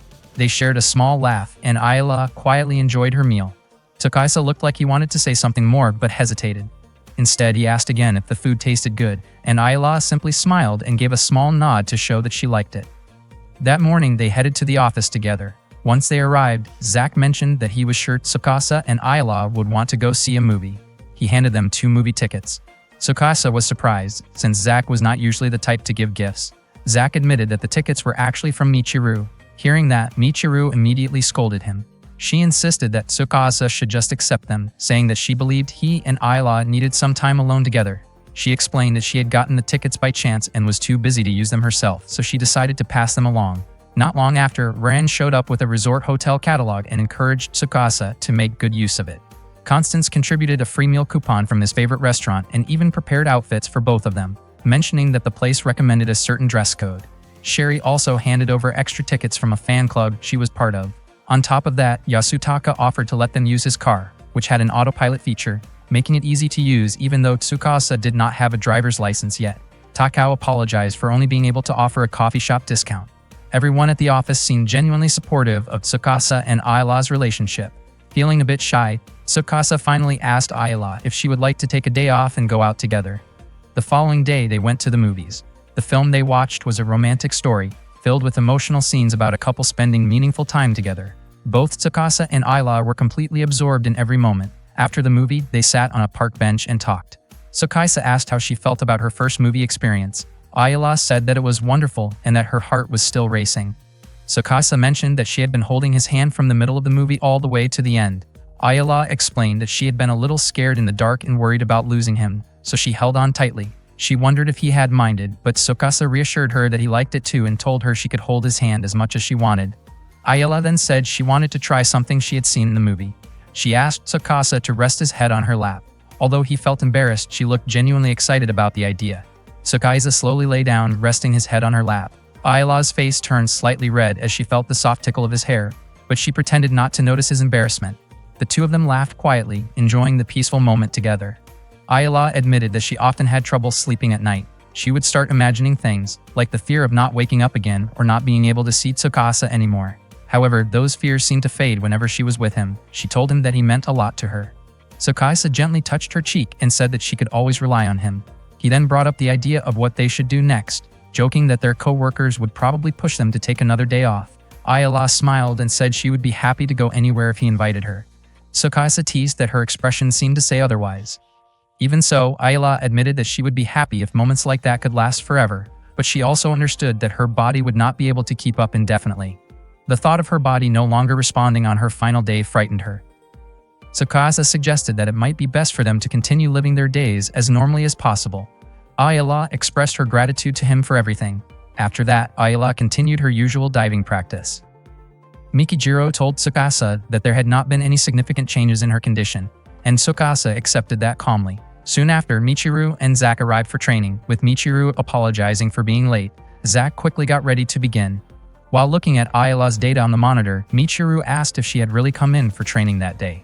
She found it hard to believe that Tsukasa and Ayala were still practicing even though they were supposed to be on leave. Mikijiro commented that Ayala did not really need to come in that often, but he allowed it, thinking it might help her feel more at ease. Nearby, Eru quietly admitted that thinking about Tsukasa and Ayala made her feel emotional. The next morning at the office, Kazuki called Tsukasa over to talk in private. Ayala noticed this and grew curious. It just so happened that Tsukasa also wanted to ask for his next assignment, since his only task that day with Ayala was to retrieve a giftja named Sarah. Kazuki then handed Tsukasa Ayala's retrieval form, which left him stunned. She explained that he had been assigned to carry out Ayala's retrieval. Kazuki trusted him with this responsibility and wanted him to focus entirely on Ayala for the time being. That day, Tsukasa accompanied Ayala as she took care of her herbal plants. He carefully wrote down everything she explained. Ayala went over how to care for each plant and how to harvest them properly. Tsukasa asked if she had formally studied herbal plants, since she seemed to know so much about them. Ayala explained that when she first started growing them, she had plenty of free time. She also shared that whenever people said her tea tasted good, it made her feel like she still had a place at the office. She quietly expressed her hope to grow even more plants in the future.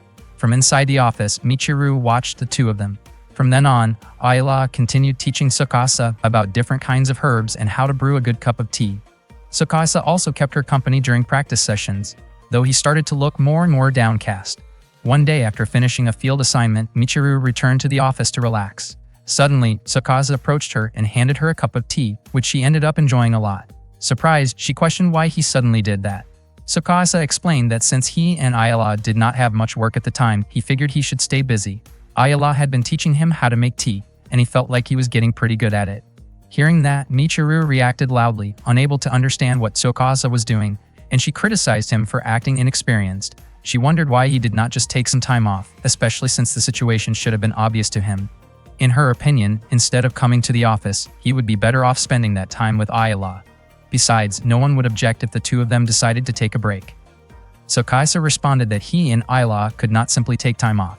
He appreciated the concern and support from Michiru and everyone else, but they had already decided to continue living their days as usual. He hoped Michiru could understand that.